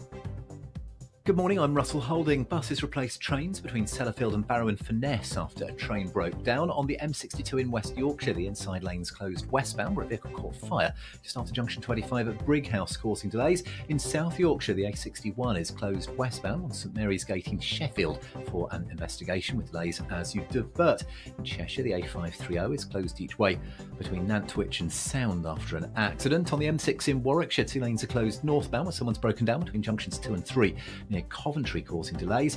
On the M4 near Bristol, there are 2 lanes closed westbound where a lorry is overturned between junctions 18 and 19. From Bath to the M32, causing delays. And on the M4 in Berkshire, there are 2 out of 3 lanes closed eastbound after an accident between junctions 11 and 10 from Reading to Wokingham, causing delays. And that's the latest. You can stay up to date throughout the day by visiting our website gbnews.com. GB News Breakfast, every day from 6 a.m. The Princess of Wales has said she's excited by a new report on prioritising early childhood, a cause, as we know, that she's closely associated with. Yes, the task force findings claim that the UK could reap £45.5 billion in economic benefits if firms prioritise early childhood. Well, let's talk about this now with our royal correspondent, Cameron Walker. Good morning, Cameron. Good morning. I suppose it's characteristically Catherine, isn't it, to say she doesn't want to distract from this report by sort of people talking about her health. But we should start probably by saying she said she's not feeling well enough to come and talk about this in public, but sort of saying she's watching it, keeping a close eye from behind closed doors. Yeah, absolutely. This should not be seen as a return to work by the Princess of Wales, but I have been told she's A, read the report and B, been briefed on it. But this all stems really from her work when she started being a working member of the royal family, where she was working closely with people suffering from addiction, mental health problems. And what she found is all of these issues tend to stem from a poor start in life, so the first 5 years of a child's life. So in January 2023, she set up Shaping Us, this awareness campaign for the early years. 2 months later, she convened the Business Task Force, so 8 members of big businesses across the UK, and over a generation, that could add, as they claim, more than £40 billion to the UK economy each year. We spoke to Peter Grigg yesterday. He's the chair of Home Starts UK, a charity which supports young families. Let's hear what he said about the Princess's role in this. He's been a real driving force behind the report and everything it's done. And when we've spent time with the Royal Foundation, what it does, it reminds everyone that this is really important work and early childhood matters, that more businesses should get involved, that more charities are out there for people who want to do more to support families and children. So it's been a wonderful experience. The People's Channel.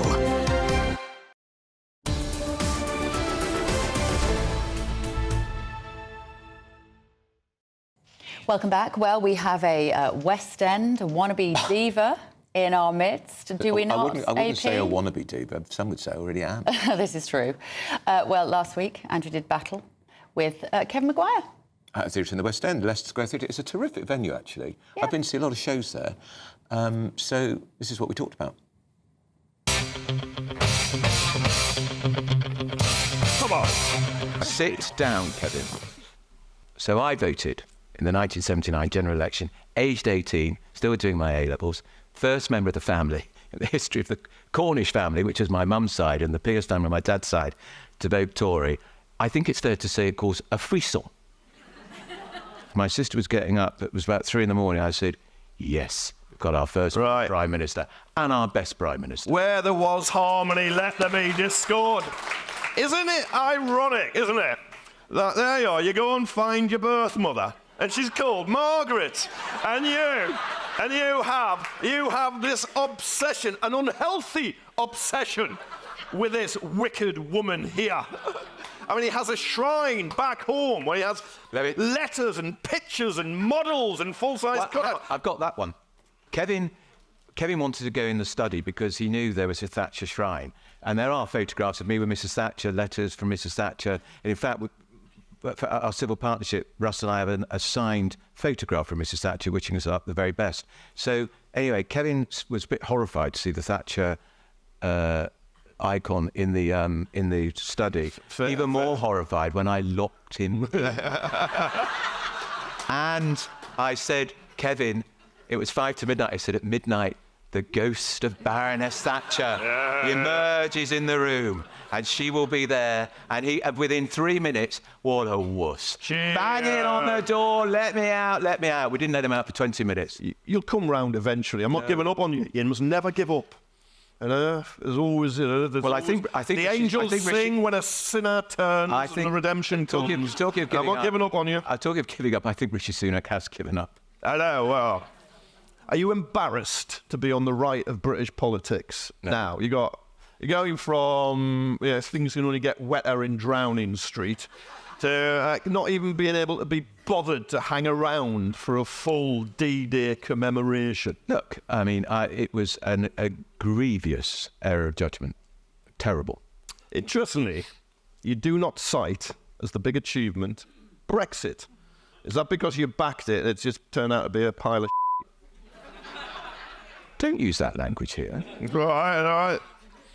I'm delighted I supported Brexit because I was sick to death of 27 other countries meddling and sticking their nose in and telling us what we can and can't do. And we don't want us to do it. Thank you very much. Just keep your nose out. Thank you very much. What do they know? And did we see the elections to the European Parliament the weekend? It seems quite a lot of people are thinking the same way. France, Italy, Holland, Denmark. Sorry, Kevin. They're not leaving, though. They're not leaving. Who knows? Maybe we're going to get Frexit. Won't that be fantastic? A little Emmanuel Macron and his rather curious wife. We're going to be joined now by the one and only magnificent Chopper. Come on, Chopper. Chris and I work together on the Daily Telegraph, and he's a magnificent addition to GB News. I'm here to guarantee a clean fight. I doubt that with Kevin Maguire on the stage. You have children. Yeah, they're adults now, yeah. I've got 2 grandkids. You're paid quite well. If one of them was ill on an NHS waiting list, very, very ill, and you could afford to go private, would you? Right, I would say now I wouldn't, but you never know until you're there. Why would you let that child suffer when you can... I could have private medical insurance at work, but I won't take it. Oh, how does it? No. Look, if you take it, good luck to you. I'm not criticising you if you have it, but no, I don't take it. I believe in the NHS. I believe. So you wouldn't leave the suffering of a child, but I cannot afford it. I don't understand. I know, but I cannot. I always think I'd just move heaven and earth within the NHS to get them. So you call your mate West Streeting, do you? No, I wouldn't call my mate West Streeting. But the question is asked because Keir Starmer wouldn't. Now, do you believe him when he says? Well, let me just tell you. Hang on. Now, let me just say, in that TV debate, the most jaw-dropping moment was when he was asked, would he use private medicine if one of his somebody he loves very dearly was on a trolley in a waiting list and very seriously life-saving treatment. Life-saving treatment, and he said no. And I thought the mask slips.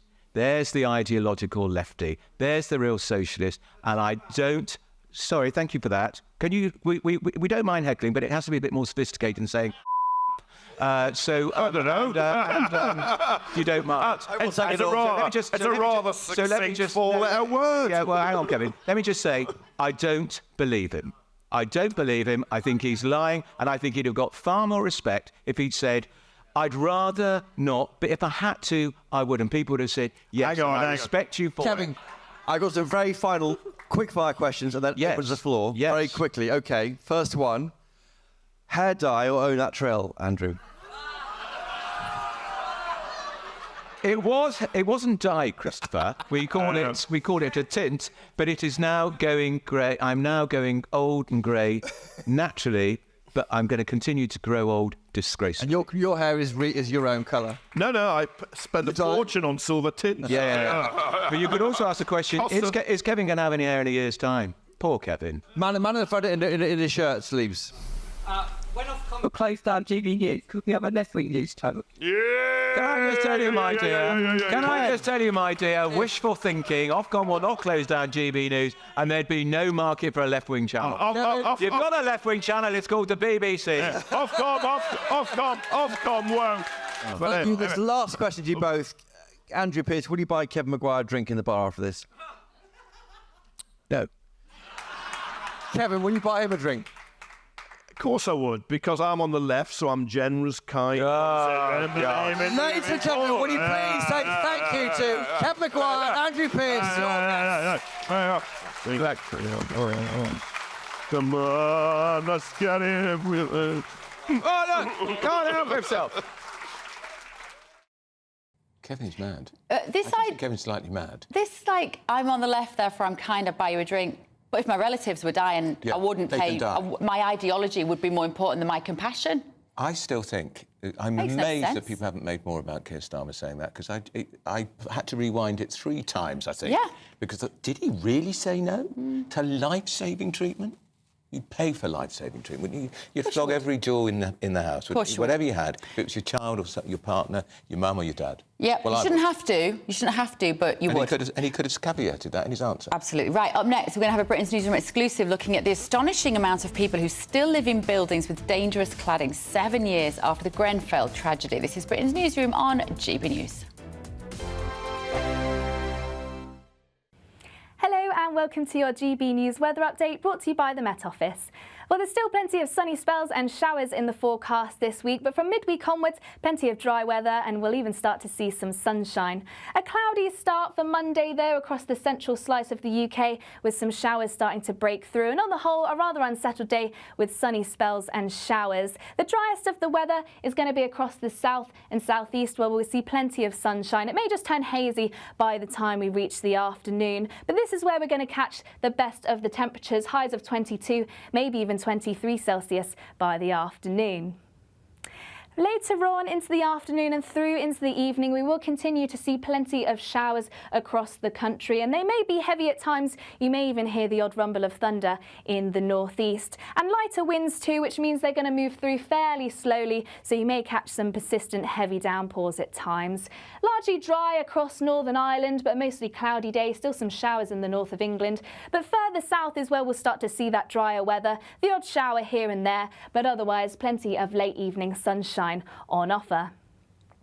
Through into the evening, it is going to be a largely drier night compared to recent nights. Plenty of clear spells too, which means it's going to be turning cooler. May even start to see some mist and fog develop by the time we reach the morning. But it is going to be staying largely cloudy across Scotland, and it's going to be quite damp here too. But that means that's where it's going to be milder. Whereas under those clearer spells, it is going to be a cooler night than recent nights. Now, overall on Tuesday, it is going to be plenty of dry weather around. Still those showers, though, generally developing through the course of the morning in northeast England, and quite a damp day across Scotland too. And once again, we could catch the odd heavy downpour, may even hear the odd rumble of thunder, and a chance we may see some rain in the far southeast. But that's generally where we'll see the warmer weather once again. Bye for now. In the GB Newsroom, we bring you the news as it happens. With our team of dedicated journalists across the UK, GB News brings you accurate reporting of the day's topical agenda. When the news breaks, wherever and whenever it's happening, we'll be there. This is GB News, the People's Channel, Britain's news channel. Join me, Nana Akweer, for an informative, interactive news programme with a difference. It's fun. It's true. You're not wrong. No one will be cancelled. Lovely. Join me from 3 p.m. every weekend, only on GB News, Britain's news channel. Join me, Neil Oliver, every Sunday night at 6 p.m. on GB News. And if an hour is not nearly enough for you, go to gbnews.com for special extended episodes online every Friday at 9 p.m, where we can truly get into the nitty-gritty of what's going on. GB News, Britain's news channel.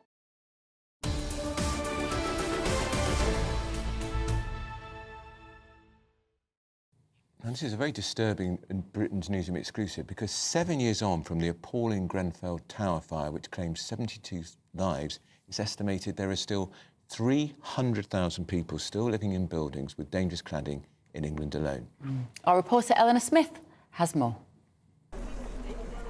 It was pure shock, mayhem, and there was nothing you could do apart from listen to the sound of the crackling, the sound of the screams. No one stood a chance. 7 years on from the Grenfell Tower fire, there are an estimated 300,000 people still living in buildings with dangerous flammable cladding. Emma O'Connor was one of just 6 residents that escaped from the 20th floor of Grenfell. Her mum's carers, Mary Mendy and Khadija Kay, didn't make it. They were brave in trying to escape. They couldn't do anything wrong. They were just pure hearts of gold.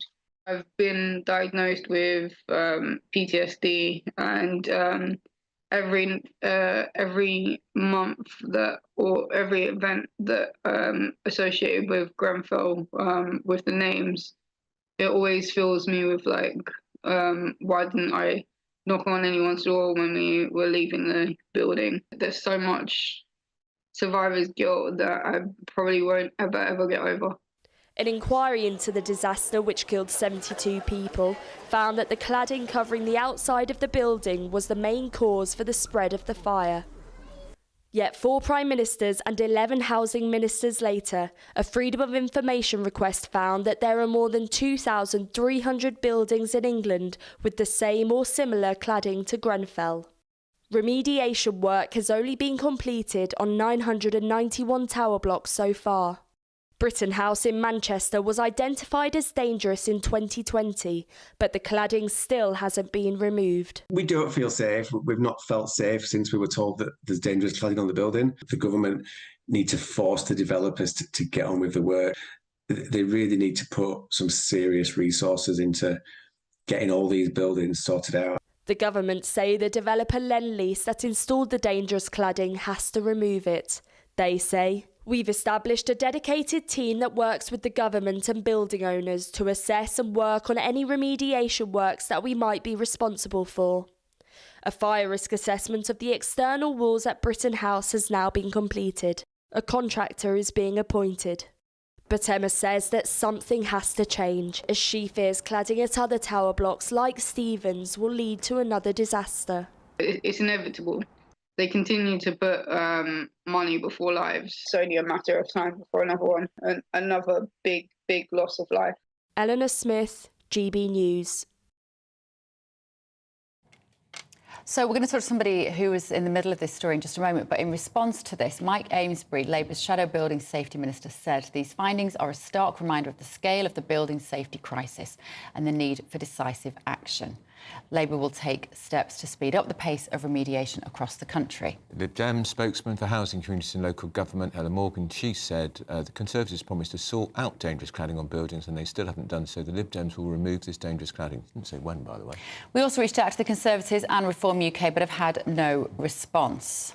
The owners of Britain House, Adriatic Land, where Stephen lives, has said Adriatic... we'll get to that afterwards because we're going to talk now to Joe Delaney. Joe, you were a witness to this because you live right by Grenfell Tower. Yeah. The person who Eleanor spoke to, this could happen again. It's inevitable at the rate that things are changing at the moment. It's too slow. It's far too slow. And I can only imagine how some of those hundreds of thousands of people feel sleeping in those buildings every night. You know, I would ask anyone at home watching this, do they feel any safer now than they did 7 years ago this time? Do they feel any more secure? Do they feel, you know, leaseholders, do they feel more financially stable and do they feel safer in their homes? Have they still got the same problems getting mortgages? You know, it seems the only legacy that we will have from this Conservative government is that they put a cost, you know, they've made killing people a cost of doing business, effectively, and it seems that we don't make, you know, what a life isn't worth enough. You saw it. Can you describe what, I mean, it must have been unimaginable horrors. Yeah, the worst, it's not so much what you see as well, it's what you heard. Because, like, you heard people screaming for help from the windows of that building, you know, and at first we were throwing things up thinking that waking them was a good idea by throwing things at the windows. And I said the day after the fire, and I still say it now, it's like, we almost wish we didn't wake them up, because what did we wake them up for? We woke them up to have a horrible death, unfortunately. You know, and it's a terrible position for any of us to have been put in. And the fact that the authorities have let us down, the fact that Kensington and Chelsea Council continues to let people down and continues to hurt people in that community by just sort of sidelining them, marginalising them and underplaying the problems in an attempt to escape liability is just disgraceful. The inquiry itself, you're a witness in that. The Phase 2 report will be published in September of this year. I still cannot fathom how an inquiry of this nature goes on for such a long time, Joe. Do you have any sort of belief that this is necessary for it to take so long? I think that, you know, when the government wants to do something quickly, it can get it done remarkably efficiently and, you know, at great, you know, breakneck speed, literally, when it wants to. Clearly, it didn't want to on this occasion. You know, I'm not faulting Sir Martin's report. His Phase 1 report was quite good. But what good is writing a good report if none of the recommendations are properly adhered to? The only organisation that has fulfilled all of its recommendations is the fire service. The company involved, Land Lease, a very wealthy property company. What is their excuse for not getting on with it and stripping this cladding out? What are they saying? Well, I mean, you saw the flannel that they gave you in their statement. Their real excuse is, you know, that's how come they want to remain a very wealthy property company. You know, it might cause a dip for a quarter or two in their share, you know, in their share price or in their stock valuations or whatever it may be. But the point is, what the problem is, like anything in this country, if you want something done, you have to make what you want done less hassle than what they want to do. And the government haven't done that. They could have quite easily done that now. Put a 100% tax on all of these companies that have any buildings with cladding on them, you know, and use that money every year to remediate this damage. Do we know if any of them were aware if there was even a minor risk of this cladding being flat? The manufacturers certainly were, because they conspired about it in their emails. You know, we feel like all we do is fake tests nowadays and things like that. It was a joke to these people. All of it, you know, everyone in this story made one small mistake. And there's always a saying, isn't there? It's no snowflake ever believes it's responsible for the avalanche, you know, and all of them are responsible for it, collectively and individually.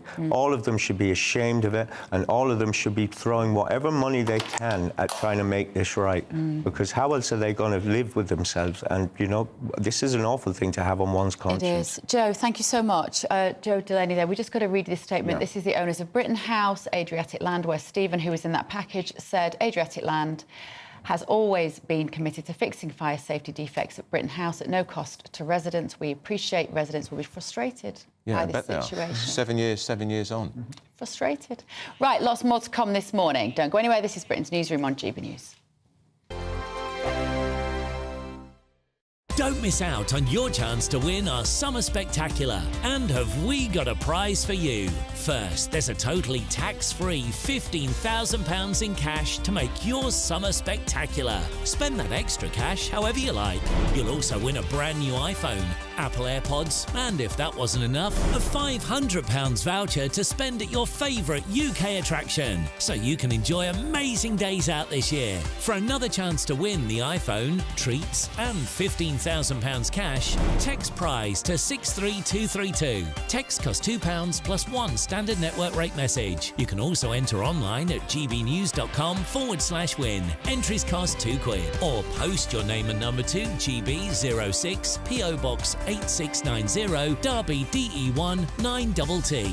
UK only. Entrance must be 18 or over. Lines close at 5 p.m. on the 28th of June. Please check the closing time if listening or watching on demand. Good luck. This is GB News, and we are Britain's election channel. This vote may seem to be about the politicians and the media, but it's actually about you. We won't forget that. Join us up and down the country as we follow every moment together. More than ever, it's important to hear all sides as you make your decision in the run-up to polling day. This is GB News, the People's Channel. Britain's election channel.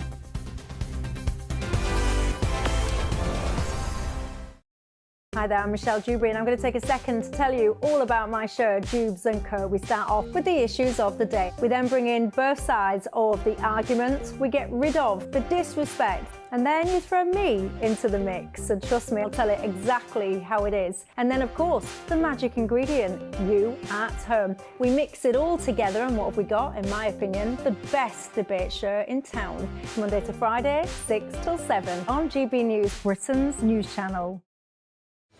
I'm Patrick Christie's. Every weeknight from 9, I bring you 2 hours of unmissable, explosive debate and headline-grabbing interviews. What impact has that had? We got death threats and the bomb threat and so on. As time passes, she could have said Storm. You made my argument for me. My guests and I tackle the issues that really matter, with a sharp take on every story. It went everywhere. Something practical could be done. Or I can become something different. Patrick Christie's tonight from 9 p.m. only on GB News, Britain's news channel.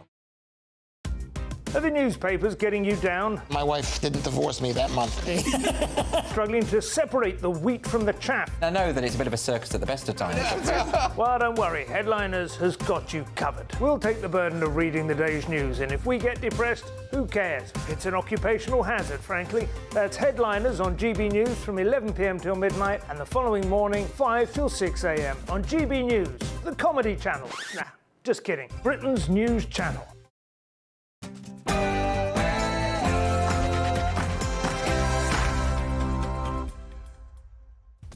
Morning, 11 a.m. on Monday, the 17th of June. This is Britain's Newsroom on GB News with Andrew Pearce and Bev Turner. Thank you for joining us this morning. So England managed a 1-0 win over Serbia in their opening match at the Euros. Did you watch it? Let us know. And we'll show you how the main political leaders used the event to parade their patriotism. For kick-off, police arrested around 7 Serbian football fans after clashes with England supporters. Our reporter, Charlie Peters, has more. 40,000 England fans travelled to Germany ahead of this fixture with Serbia, but several were caught up in serious violence with Serbian hooligans. Many arrests, but who's to blame? I'll have all the details in the next hour. And is it all over for the Tories? Well, the Defence Secretary Grant Shapps has pretty much said so this morning. Have a listen. Possible to win the election. Do I accept it's not the most likely outcome? Yes, I accept that. I'm a realist.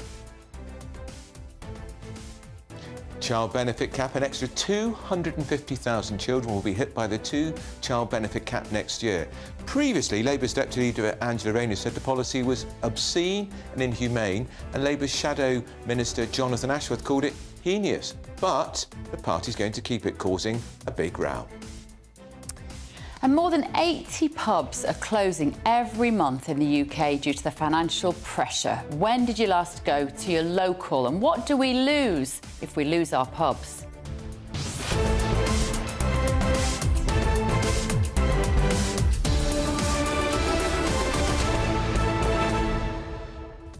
When did you last go to a pub, Andrew? I had a drink in my local pub on my way to church.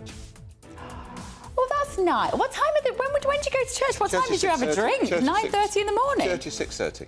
In the evening? Yeah. That's a nice thing to do. Is that to atone for your sins so you can go about the week with a clear conscience? You have to go to confession for that, and you'll have to go to confession for wanting to kill off that cow. I didn't want to kill the cow. You'd have driven it over it a third time if you could have. Didn't want the cow to kill a dozen people on the A316 next door. That area is so urban. I do wonder whether people say, well, where was the farmer? Just round him up. It's a city, that area. Felton is a very, very urban area. Anyway, you can carry on giving me a hard time about this. gbnews.com/your say. First, the very latest news with Tatiana.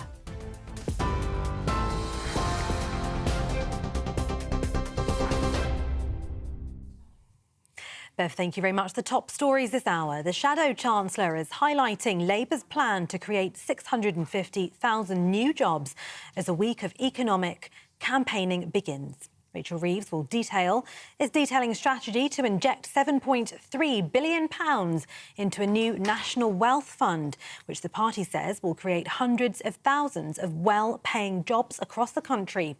It could also see parts of Boris Johnson's Brexit deal revised, including closer alignment with the EU's rules in some sectors and more rights for British artists working in Europe.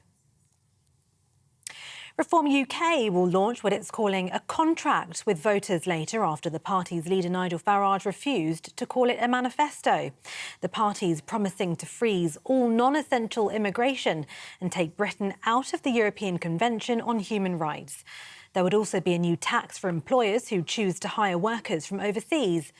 Earnings under £20,000 a year would be tax-free, with extra funds made available by abolishing the government's net zero targets. Today's launch comes after a poll showed reform ahead of the Tories by 1 point, though other polls have since put the party behind the Conservatives. Meanwhile, a Reform UK candidate has resigned after it emerged that he'd previously urged people to vote for the British National Party. Grant St Clair Armstrong had been standing in the same constituency as Women and Equalities Minister Kemi Badenoch. But a report in The Times highlighted a blog post he'd written in 2010 in which he also used racial slurs. His name will still appear on the ballot because the deadline for nominations has now passed. The Liberal Democrats say fuel duty relief should be expanded to 20 new areas to support motorists in rural communities. Sir Ed Davey jumped on claims by the RAC that fuel retailers are continuing to charge persistently high prices despite falling wholesale prices. The party's leader says rural motorists have been particularly clobbered by the cost of living. He's calling for the current scheme to be expanded, which sees retailers compensated for passing on lower prices to drivers. The Defence Secretary has conceded that an election victory for the Conservative Party is now unlikely. Grant Shapps says he's a realist and won't pretend the way forward for his party is straightforward. But he told GB News working people will be worse off under Labour with higher taxes. Coming after your home, your job, your car, your pension, all of which are areas of taxation they have not ruled out raising.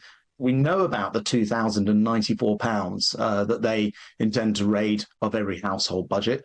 But yesterday, we had their health spokesman say on TV, that's just the start of it. It's not all in our manifesto. So we know that they're hiding stuff as well. So, look, I think there is a lot to be concerned about. Starmer is the only other person who can conceivably walk into Downing Street. And they are planning the highest taxes this country will have ever known. A third company is now recalling some food products due to fears of possible E. coli contamination. A manufacturer called This is recalling a vegan chicken and bacon wrap, which is sold only at WH Smith retailers. This comes after some sandwiches and wraps sold at major retailers, including Sainsbury's, Asda and Boots, were also recalled due to the same concerns. The manufacturers say the recalls are only a precautionary measure and no cases of contamination have been found. Anyone concerned, though, should visit food.gov.uk for a full list of recalled products. A man has been sentenced to a minimum of 22 years in jail for the murder of a former Fettes College biology teacher in 2022.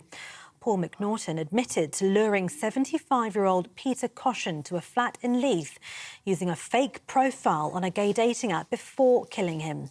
McNaughton, along with his 65-year-old flatmate Paul Black, then concealed the body for days before dumping it in a lay-by in Northumberland. And the number of pubs disappearing from our high streets and villages has jumped, with almost 250 pubs closing in the first 3 months of this year. It means around 80 pubs shut every month, representing a 56% increase compared to the same time last year. Publicans have blamed high energy and food costs, tighter consumer spending and the eye-watering tax burden facing small business owners.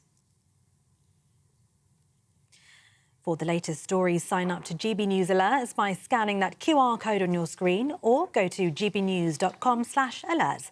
Now back to Andrew and Bev.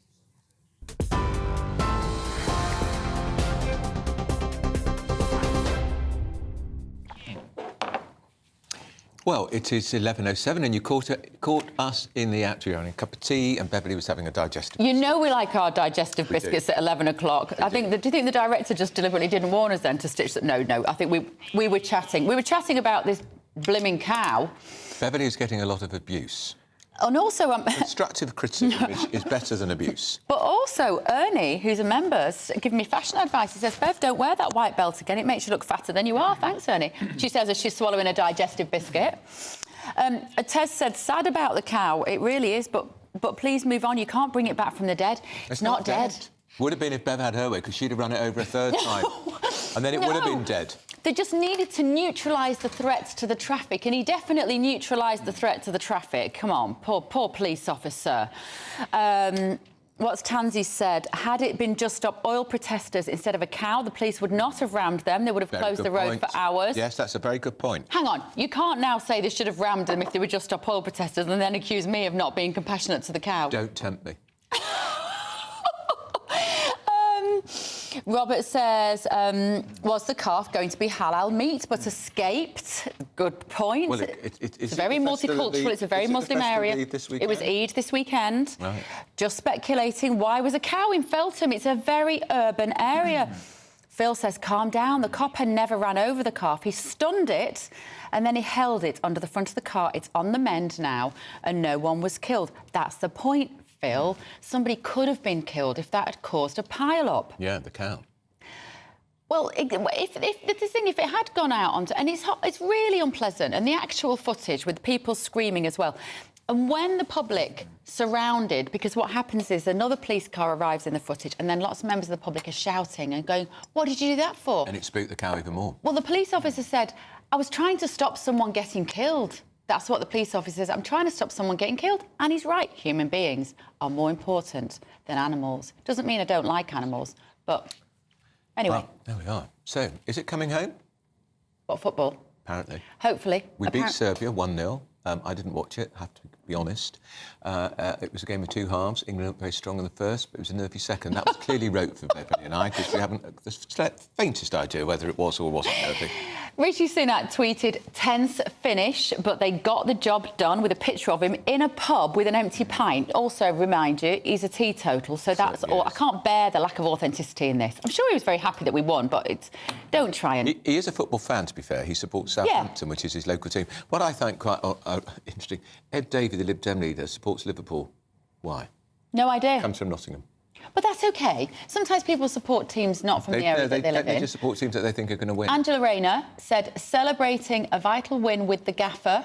Well done, no, lads. I'm returning to my subject. I should have done the accent. That white T-shirt has been newly laundered. He's gone and got changed for that photograph. Nobody looks like that when they go to the pub to watch a football match. He looks like something out of the Daz ad, not Purcell. He's Daz. all right Daz for wearing makes your whites whiter. Remember that ad? Well, he couldn't have worn a shirt with his sleeves rolled up and his tie, which he normally does. And he's breathing in. I'm telling you, he's breathing in. With a couple of comedians, a couple of celebrities. Don't talk about Angela Rayner like that. But football hooliganism, away from all of this fun, made a bit of a return on Saturday, a Sunday. England and Serbian football fans clashed on the streets of Germany, and Charlie Peters is here to tell us how bad it was. Could have been a lot worse, Charlie, right? Could have been a lot worse, Yeah. but some serious injuries were sustained in those clashes outside some of the bars where both Serbian and English fans were drinking yesterday ahead of that fixture in Gelsenkirchen in Germany. Now, original reports suggested that it was an Albanian and Serbian fan clash. Tense geopolitical differences there for obvious reasons. There is ongoing Balkans-related rivalries in football, and that can often spill off the pitch. But later, it transpired that actually a group of Serbian hooligans who believed to have travelled to Germany possibly for the purpose of violence, had attacked a group of England fans at a bar. Now, a spokesman for the UK football policing unit said that they were aware of the incident, they were tracking it, but it was their understanding that all of those arrested so far were Serbian nationals, not English fans. But they did add that they were reviewing footage, and in their investigation, if any issues related to England fans were discovered, then football banning orders would be sought. Now, football banning orders are a very important part of this process because England and, well, the British policing establishment have sent a record number of officers to this championships in Germany to accompany German police. They accompany fans all the time. And before tournaments start, those with a banning order have their passports confiscated so they can't travel. So some 1,800 fans who probably want to watch England can't because of their links to hooliganism and violence, possibly drug taking in the past. How many coppers are out there? We don't know, but it's a record number, and they are embedded with the fans. And it's important to do it because these things, as we've seen, can flare up very aggressively. Now, by contrast... So you mean they're undercover with the fans? I think they know who they are. A lot of them travel with their clubs when they're back in England. So most major clubs have an assigned footballing team that travel with the fans for away matches. The known troublemakers, Charlie, precisely aren't able to go. Precisely. They've been banned. Absolutely. But that's not the same for other countries. Now, Serbia, for example, there are reports the day before this violent clash on Saturday that hundreds of Serbian known hooligans were travelling to Germany. Now, the Serbian FA and their policing establishment aren't on top of this as much as the English are.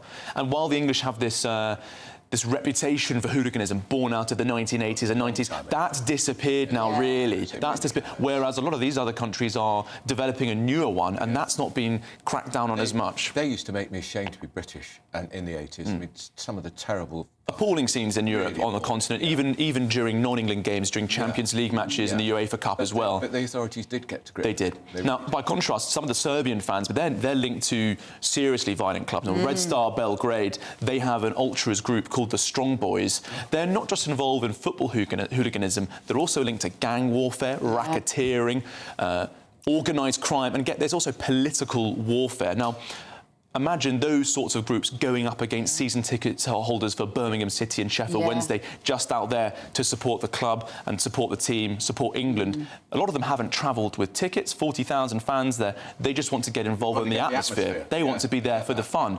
By contrast, some of the footage we've seen yesterday, England fans with bloodied heads dragged across the floor, one man being kicked by a group. Now, just looking at him, I can tell he's English based on the group he's with. You know, being ganged up on by that sort of force of men, really troubling scenes. I'd be really worried if I had a partner or a son that was at the football. Really worried. Do we know how the Brits are that were injured? Are they OK? Do we know? We know that some people were hospitalised yesterday. But there are now broader concerns about the amount of... That was before the match even started. Awful. Awful. I hate it. Yeah. There are broader concerns now about not just the football hooliganism, but also the wider security situation, because it's kind of gone under the radar. But Germany had an extremely violent weekend just gone. I mean, on Friday night, an Afghan national in Magdeburg stabbed 4 people, killed 1 at a Euros party, a party for the first fixture of Germany v Scotland. And on Saturday, we also saw a man wielding an axe and a Molotov cocktail, a petrol device, being shot 4 times by the police in Hamburg. Blimey. All of this has kind of gone under the radar because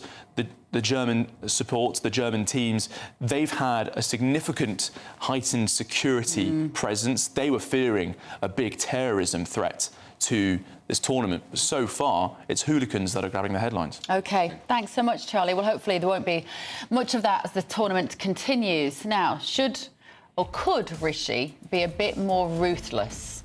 Well, that's what his ministers are demanding from him. Former Defence Minister James Heappey will join us next. I finished my digestive now. Don't go anywhere.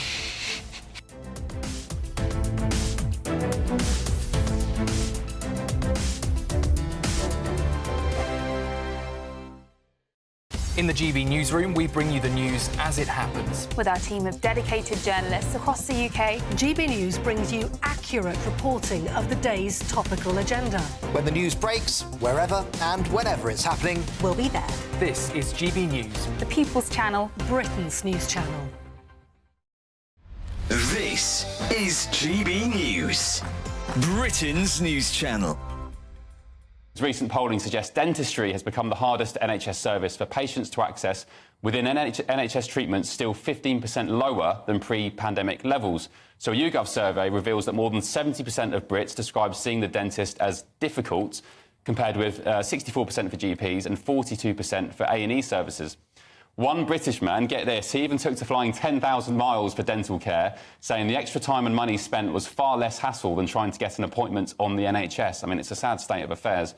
And a shocking 1/5 of UK adults have also admitted to trying DIY dentistry, including the old trick of tying string around a wobbly tooth and slamming it in the door so it comes out. So, should people be more careful when taking their teeth into their own hands? That is one of the problems. Obviously, population growth makes it much more difficult for people to access NHS services, but they need to then catch up on the other side with dental services and increase the amount of dentists and access to dentistry, and especially NHS dentistry, obviously. What's the cut-off age for free dentistry on the NHS? So it is 18 years old, but there are exemptions around maternity, pregnancy. There's some free care around pregnancy. We saw some data a few weeks back about the number one cause for child admission into A&E is tooth decay. I mean, that was shocking when I read it. It's really bad, and what happens is people, kids with multiple decayed teeth, they basically have to be put under general anaesthetic, and then all those rotted teeth have to be extracted under general anaesthetic. Like, if those baby teeth start going crooked, then the adult teeth start going crooked as well. Right. So it is important to look after the baby teeth. It's really important. I think they should make it more central to their policies, definitely. The People's Channel. If you want your news to be straight talking... This is a nightmare for the Conservatives again. Down to earth. It's not just Nottingham where this is happening, is it? And most importantly, honest. Hard-working, middle-class taxpayers, they'll get the book thrown at them. Then catch me, Martin Daubney, Monday to Friday, 3 till 6 p.m. on GB News, Britain's news channel.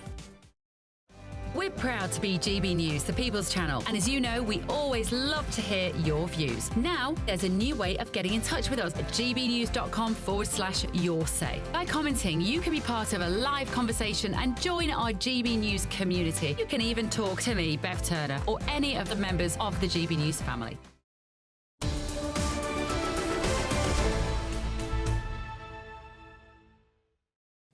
It's 11:19 with Britain's News from GB News, Andrew Pearson, Bev Turner.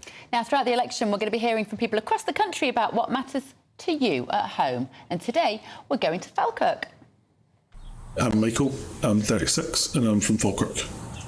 The three most important things for me in the coming election are education, our relationship with the EU, and seeing overall improvements in the political system. I've voted for different parties in the past, and I'm pretty close to making a decision this time. Scotland has a rich history of being an innovative country. You know, the education system's not just about teaching you English, maths and sciences. It's about teaching you life skills, you know, about the value of things, you know, and that's why I feel like that space needs to be very well protected and very well, you know, funded. I feel like Brexit was like a bad political stunt. I think almost until it happened, people didn't believe it was going to happen. Realistically, you know, we had open trade with, you know, one of the largest markets in the world, you know, and we took ourselves out of that and somehow were promised this economic boom, and the lies that were told. That's a lot to do with the damage that's been done to, you know, my feelings on trusting politics and trusting politicians. It's no good choices, you know, realistically, just because so much faith has been lost in the political system. What would it take for you to trust a politician? For them to start looking at their jobs as more of what it should be, which is, you know, people should want to be politicians, not because it pays some huge amount of money. It should be to sort of serve the public and want to do that job and want to be the country they live in a good place. And that's something I can get behind. Right, joining us now is former Minister of State James Heapy. Good morning, James. You were chatting away there, Andrew. James, being a former Defence Minister, James stood down at this election. By the way, I was about to call you Minister. Rather astute move, wasn't it, to stand down? Because according to that poll I saw at the weekend, even Wells in Somerset, glorious town that it is, your old constituency, will fall. Yeah, look, I saw that poll too. It's the first one during the campaign that's shown that. I really hope that's not the case, because the person the local Conservatives have chosen to replace me, Meg Powell-Chandler, is really good. But like in so many places, you know, we've got a Lib Dem candidate who, at the last election, signed a pledge with Femi, you know, the kind of our future, our choice, social media campaigning, committing herself to rejoining, and it would be so perverse if we ended up in a situation where the right-of-centre Brexit-leaning vote in the Wells and Mendip Hills constituency far outnumbered the left vote, and you know, was 3-1 bigger, or 2-1 bigger than the rejoin vote, and yet you end up with a rejoin MP. Because of the influence of reform. Yeah, and that won't be unusual, Andrew, right? Across the Lib Dem battleground, you're going to have all these seats where, you know, the Labour battleground, I think, is different, but in the Lib Dem battleground, you've got all these seats where Leave voting, Brexit-supporting Tory MPs will lose their seats to rejoin supporting Lib Dems by less than the margin that reforms. Let's talk to you about Grant Shapps. And the government announced this plan for national service for 30,000 18-year-olds. Initially, we thought it was 1 year in the army, but then Grant Shapps clarified it. Actually, it's 25 days, so that effectively it's one weekend a month for 12 months. 25 days. Today, he clarified it, said, no, it's 30,000 18-year-olds in the army for a year, but they'll only spend 25 days in accommodation, i.e. at weekends. So basically, we've got, you join the army on day release. How does that work? Well, I don't know, and it's a shame to hear such an eye-catching policy already being sort of... Well, I wouldn't use that word. I'm still loyal to the cause. I'd just say, you know, people being not quite clear on the messaging. Because what I thought that they were trying to emulate... I mean, this isn't national service, everybody doing it. That would be so burdensome to the regular Navy, Army, Air Force to deliver. This is exactly as they do in some of the Scandinavian countries, and where places on it are hotly competed for. You know, that everybody is going to do some sort of civic service in their year, but the best get to serve in the military for a year. That's what they do in Norway, I think. And you, therefore, on your university applications, on your first job applications, if you were good enough to get into the military part of that national service, it's an enormous credit to you. Although, you see, the idea of national service is that it whips the ones who are a bit lazy and sat at home doing nothing into shape. Because if you wanted to already do a year in the army because you're fit and healthy and driven, you could do that anyway. No, so you can't. Isn't it kind of appealing to the wrong people? No, because the minimum service is kind of training +3 for both officers and soldiers. Like you could get involved with the military in some way if you want to. Absolutely, and let's, by all means, your viewers should go down to their local community cadet force right now and volunteer, because that is an amazing way of gaining military skills whilst otherwise in civilian life. But this is a bit different. When I joined the army in 2003, there were still gap year commissions then. Now, that was exclusively an officer sport and tended to be, was explicitly for people with good A-levels getting a 1-year commission in the military prior to going to university. This is different. This isn't just an officer sport, so it isn't as easy as that. The system has never been in place previously for people other than those on an officer pathway to serve in the military for 12 months. And what will be really interesting is the military is a great leveller. You know, if this isn't about a commission, if this is service in the armed forces, then actually there'll be all sorts of qualities beyond academic achievement that will help people into their places. It's such a good policy and the country would be so much better for it. What's the point of it?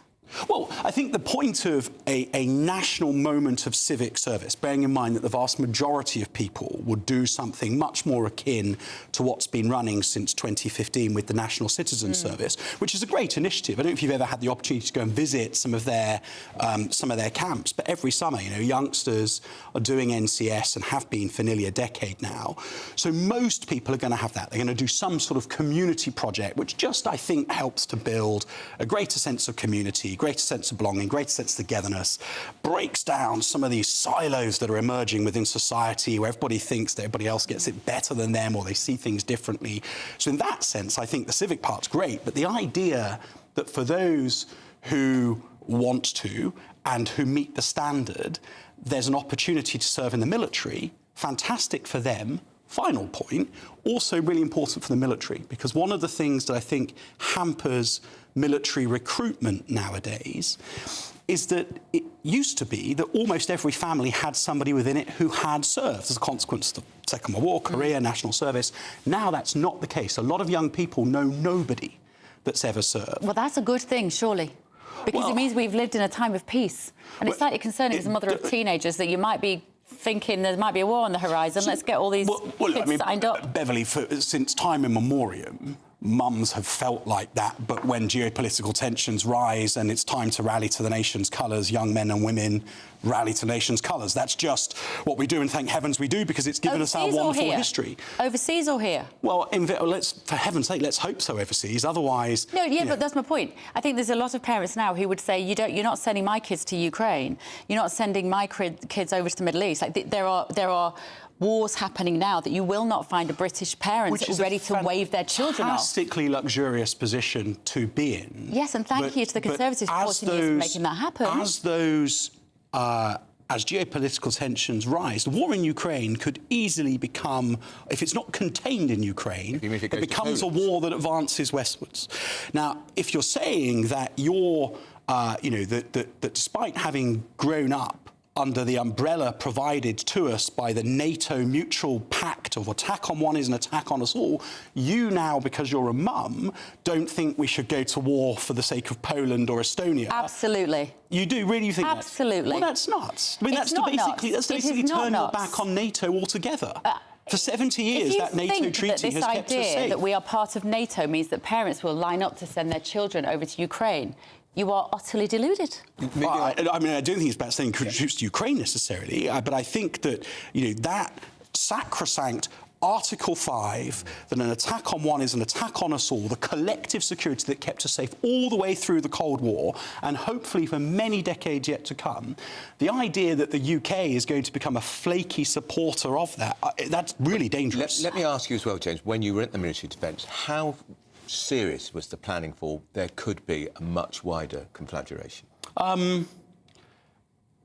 It was on people's minds, and for that reason, there was lots of work done to make the force that we've got more credible. If Trump wins, he may withdraw support for Ukraine, and doesn't that then make a potential conflict, an expansion of the conflict more likely? Well, it does, and to go back to what we were just saying, even more likely if Putin thinks that we don't stand behind Article 5 anymore. The thing that guarantees European security is Putin knowing that we're all in if he crosses that line. We've got to ask you about your former... He would have been your boss if you were still there, Grant Shapps. Pretty much said today, I don't think the Tories can win. He said, we could win, but I'm a realist. We've got to make... What's your view? Is he being honest? Is it refreshingly honest? I think it's necessarily honest, not least because there are lots of things that people talk about out in the great beyond about what's gone wrong in the last 4 or 5 years, or even the last 20 years. Yeah. And one of the things that they talk about is politicians being completely out of touch. And so when you go on TV and you're torn between party strategy saying you've got to exude confidence and a belief that you can still form government, but you do that to such a degree that people at the end of the TV screens going, have these people no idea what's really going on in the world? So actually, I think it reaches a point where the polls are so blindingly obvious that Grant needed to be as honest as he was. Otherwise, your viewers would have just dismissed everything he had said on the basis that he didn't have a clue. Shouldn't the Prime Minister concede it too, or can't he? No, I mean, I think, well, there's a difference between conceding where the polls are at and conceding the election. So conceding where the polls are at, i.e. just being honest with the public that right now, 4 weeks into the election campaign, the Tory message is just not cutting through, and the polls have not moved at all. I think you've got to be honest about that, and you've got to resolve yourselves in the final 2 weeks to kind of make the message even stronger and give it every opportunity. So definitely the election shouldn't be conceded, but not being honest about where the polls are at just risks you looking like an idiot in front of the public. James, it's lovely to talk to you. Will you come back Great to see you, James. Thank you. I'm coming back often, I hope, between now and polling day. So. Absolutely. We'll look forward to that. It's James Heappey, former Defence Minister. And we will go through all the candidates in Wales because that is the Ofcom rules. But first, we're going to get the headlines with Tatiana Sanchez.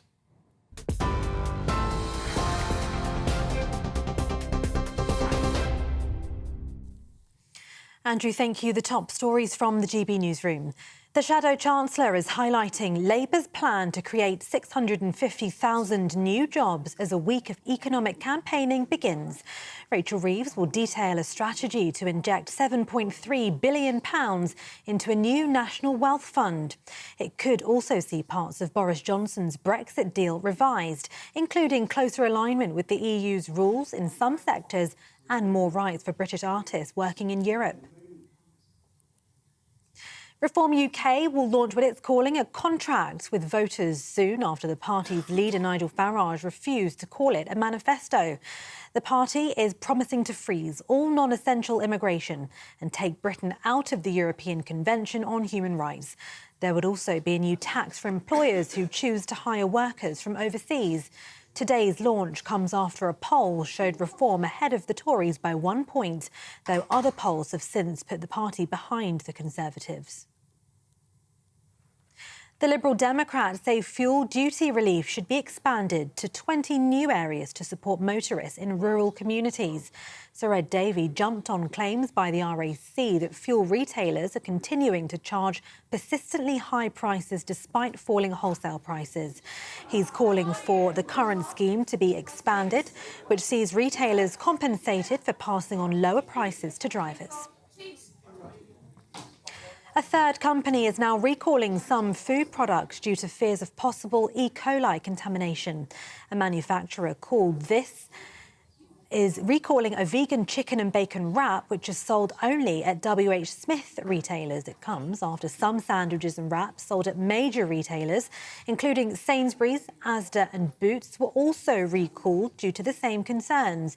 The manufacturers say the recalls are only a precautionary measure and no cases of contamination have been found. Anyone concerned, though, should visit food.gov.uk for a full list of recalled products. For the latest stories, sign up to GB News Alerts by scanning the QR code on your screen or go to gbnews.com/alerts.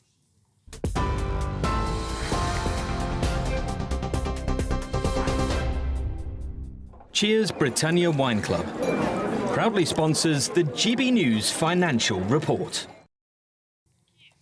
Here's a quick snapshot of today's markets. The pound will buy you $1.2664 and €1.1829. The price of gold is £1,834.16 per ounce, and the FTSE 100 is at 8,128 points. Cheers Britannia Wine Club proudly sponsors the GB News Financial Report. Up at noon, good afternoon, Britain. Emily and Tom are here with us. What have you got on the show today, guys? Goodness me, live events, always between 12 and 3. You know something's going to happen, and today, slap bang in the middle of the show, Reform UK launching their manifesto, or as they term it, their contract with the people. Yeah, and they're doing it in Wales, which is interesting, Tom, isn't it? Because that's Labour heartland territory that Labour's has run Wales to. Nigel Farage trying to say it's not just about taking votes from the Tories. Whenever they publish an op note ahead of a Reform UK event, I'm not sure if I'm allowed to say this or not, but they always say what, where, when, who, why. And the why, in terms of South Wales for this one, is it shows everyone knows, in their view, how tricky the government has been in the whole of the UK over the last little while. But going to Wales, where waiting lists are longer, where taxes are higher, where the COVID restrictions were tighter, where 20-mile-an-hour zones have been placed slap bang upon towns and villages and cities. The message from Reform is, if you want change, the people who run Wales is not the way to go Very to clever. deliver the change that you might want and to we see. shouldn't forget that the First Minister, Vaughan Gething, has lost a vote of no confidence, and he's still clinging on. There's a lot to go at, isn't there? There's a lot to go at. It's interesting, people haven't spoken so much about how the Reform Party might impact the Labour vote too. In some constituencies, it may well eat into their vote quite considerably. Whether it matters on election day is one thing, but it's very interesting to think about that too. So we'll be seeing that live, bringing it to you live. Of course, Wales voted Leave. Many people forget this. It has a fairly strong Eurosceptic hinterland, and back when UKIP was a party, they elected people to the Welsh Assembly as it was then, the Senedd as it is now. It's perhaps fertile territory, although it must be said none of the polls show Reform UK picking up any seats in this election in Wales, but they could make some good second places. Can I just ask you, because I'm being called a cowspiracy theorist this morning. No, don't ask me this. Do you think the cow should have been neutralised? She was going to run it over. I don't want to sound heartless, OK? So I'm just going to step out I've done it all morning, Emily. and speak to the experts about this one. We're going to have some farmers on who'll tell us how to deal Emily with Carver, what's your animals. opinion? Well, what's my opinion? My opinion is that I read that they'd been trying to stop this cow for hours and hours and hours. I did read somewhere that perhaps it was posing a threat, but that doesn't seem to actually be the truth. They've been trying to stop it for hours. They could have got a vet there. There are so many things they could have done that wouldn't involve They did, apparently. They tried and no vet turned up. Am I the only one who grew up around cows? But did you grow up by the A316, which is a 50 miles an hour dual carriageway, which is where the cow was headed? I did not grow up in a rural area, but in the city of Cambridge, every summer, Midsummer Common has cows on it, slap bang in the centre of the city. There are cow gates to, prevent cows, and sometimes dogs fall down them and whatever, but cows are around. You mean a cattle grid? Beverly wanted there are ways that you deal with cows, and it's not running them over. Bev would have driven it over a third. No, it's not that I wanted the cow to be killed. You're so mean. She would. I just think the police officers... Finish it off. We give police officers such a hard time. A driver McDonald's round the corner, and your point is? The driver McDonald's round the corner has a queue round the block all the time. My point is there's a lot of people out there eating beef who are then clutching their pearls. Do you think they're pretending to care about this poor calf? Not pretending, but I think they've not thought through maybe the hypocrisy of being outraged at a cow being neutralised. Great stoic cow standing in a field is an allegory for the people of this country. It was once written. We need to move on. You're going to have to save your literary references. Right, don't go anywhere. Doogie Beach is our expert on cows. Don't go anywhere. We're going to be going to Shadow Chancellor Rachel Reeves, who's visiting a port in the southeast to take questions from workers. Really we'll bring you that in just a minute.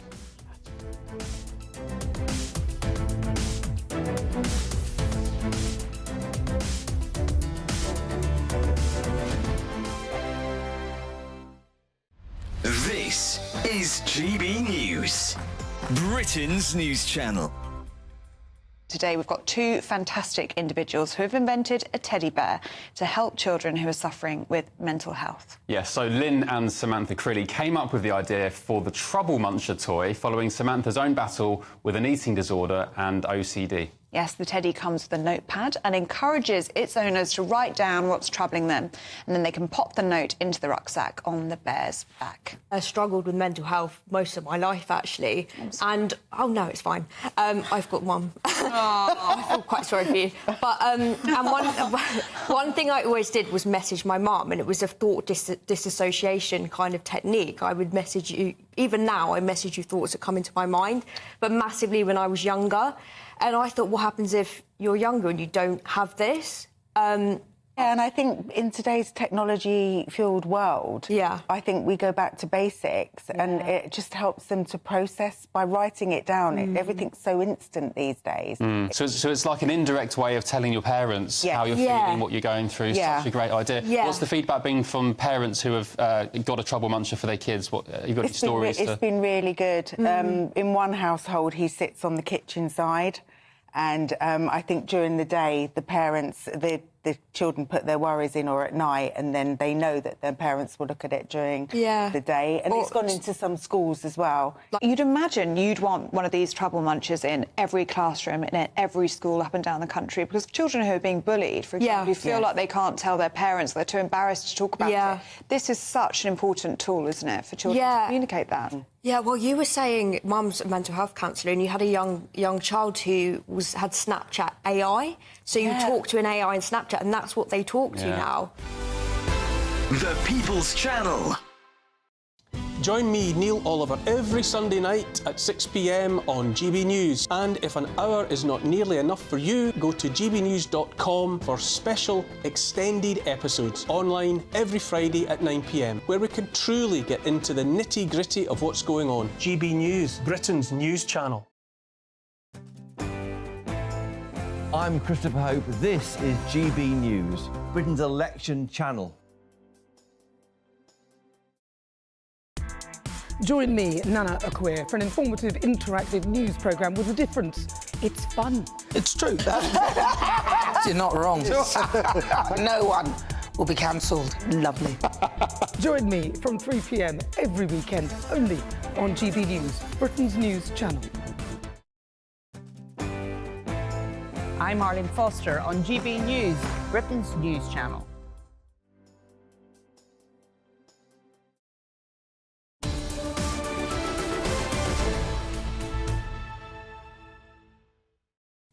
Did you enjoy the thingy at the weekend? Did you enjoy your coverage? It's called Trooping the Colour. It has been going since the reign of George III. Bev refers to, did you enjoy that thingy? Well, I did enjoy Trooping the Colour. We had a very good team. I was doing it with Ellie Costello, which was lovely. And we had the legend that is Alistair Stewart with us. You did. And fabulous Michael Cole came in too. That Cameron Walker was there. At the Palace with Tessa Dunlop. Tessa Dunlop, the historian. We heard quite a lot from Tessa, didn't we? We did. And how did you think Princess of Wales looked? I thought she looked incredible, and I immediately put out on social media, she looked just like... My Fair Lady. Absolutely, Audrey Hepburn. Yeah. Amazing. Well, yes, but a lot of people read into that, didn't they? That, you know, it's this... So that character in Pygmalion is the play, of course, and then that character is about a commoner who is poshified up with their accent. Well, in a sense... And always remains an outsider. Kate Middleton was a middle-class girl who married into the royal family, and she's now a part of the upper-class aristocracy, and there is no doubt her accent has changed since she first came on the scene. She went off and had elocution lessons. She looks... But the daughter, Charlotte, dressed similar to Mum, but you have to say the Princess of Wales looked incredibly thin. She looked really, really slim. Very, very, very thin. Yeah. And obviously she did an amazing job in And she did say that the treatment is ongoing. She's not out of the woods yet. And they released that rather lovely photograph of her in the woods, actually, by a willow tree at Windsor. And look, whether you like monarchy or not, the King, I thought, had a spring in his step, because all generations of the royal family there, the King and Queen Camilla, then his son, who's the heir, and Princess of Wales, and then Prince George, who's a future king too. I thought they looked great.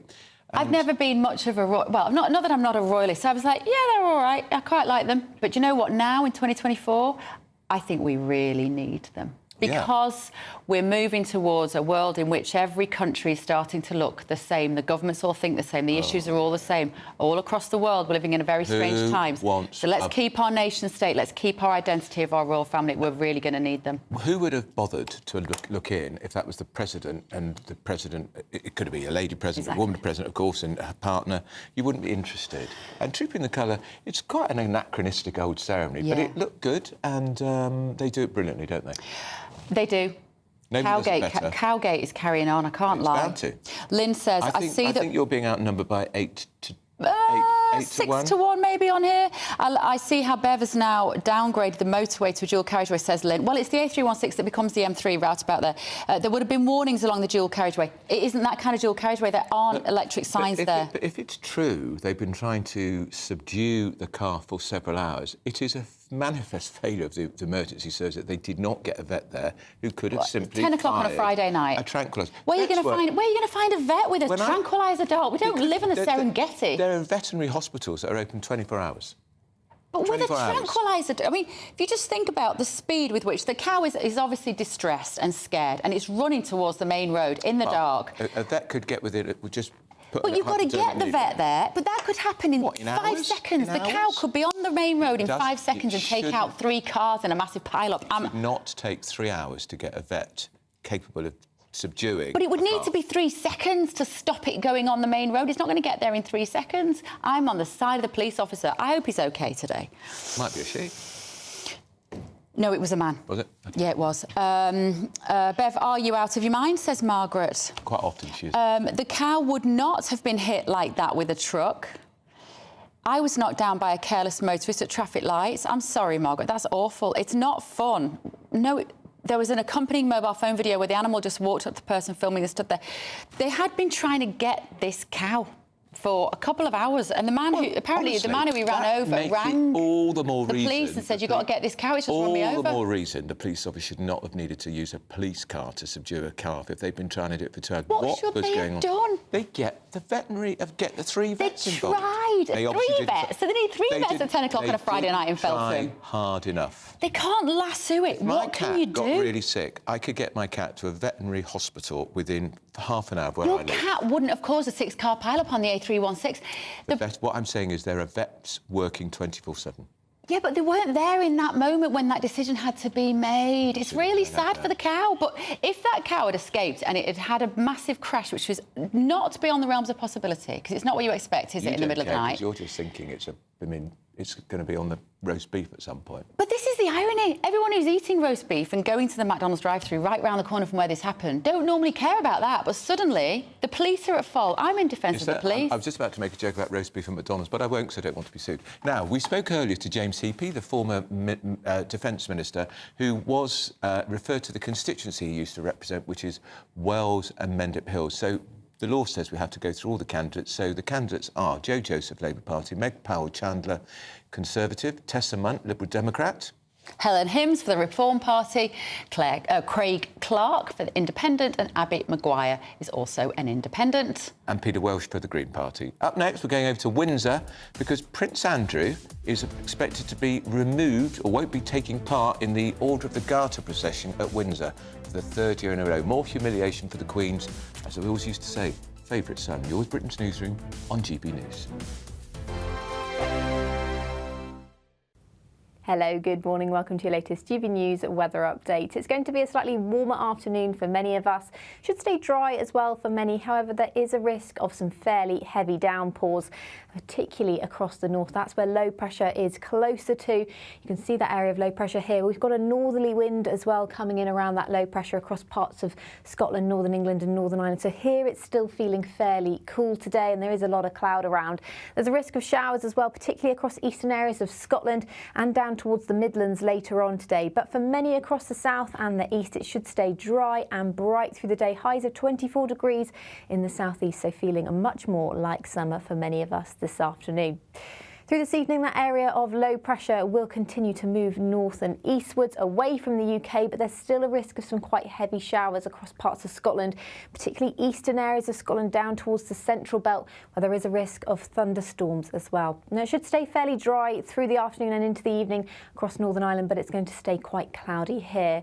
Cloud will continue to clear, though, from the Midlands as well as those showers, and there will be some late sunshine for many central and southern areas of England and Wales. So not a bad end to the day, and that low pressure continues its journey away to the north and east of the UK, but there will be a continuation of rain pushing into the far north of Scotland. Elsewhere, though, it'll be a dry night, clear skies developing. We could see some mist and fog around, particularly across these central areas of England, and temperatures will be around 11 or 12 degrees for many towns and cities tomorrow morning. A little cooler than that rurally, but there should be plenty of sunshine around first thing once again. However, Tuesday is going to be a slightly cloudier day compared to today, and actually across the southeast there's a risk of some very heavy rain. There's some uncertainty on that, so that's worth watching. There's a risk of some showers developing across the north and west. Once again, with more cloud around, it's going to be a slightly cooler day. Bye-bye. It's midday. Good afternoon, Britain. Your lunchtime update on the stories that matter across the UK. From breaking news and insightful analysis, inspiring stories and lively debates. Are you comparing yourself to a former Prime Minister? Which is it? Stay informed, stay updated, stay entertained. I just don't know how anyone would not want to be there. Every weekday from midday. We are Good Afternoon Britain, only on GB News. Britain's news channel. This is GB News, and we are Britain's election channel. This vote may seem to be about the politicians in the media, but it's actually about you. And we won't ever forget that. Join us up and down the country as we follow every moment together. Now more than ever, it's important to hear all sides as you make your decision ahead of polling day. We're here for you. This is GB News. The People's Channel. Britain's election channel.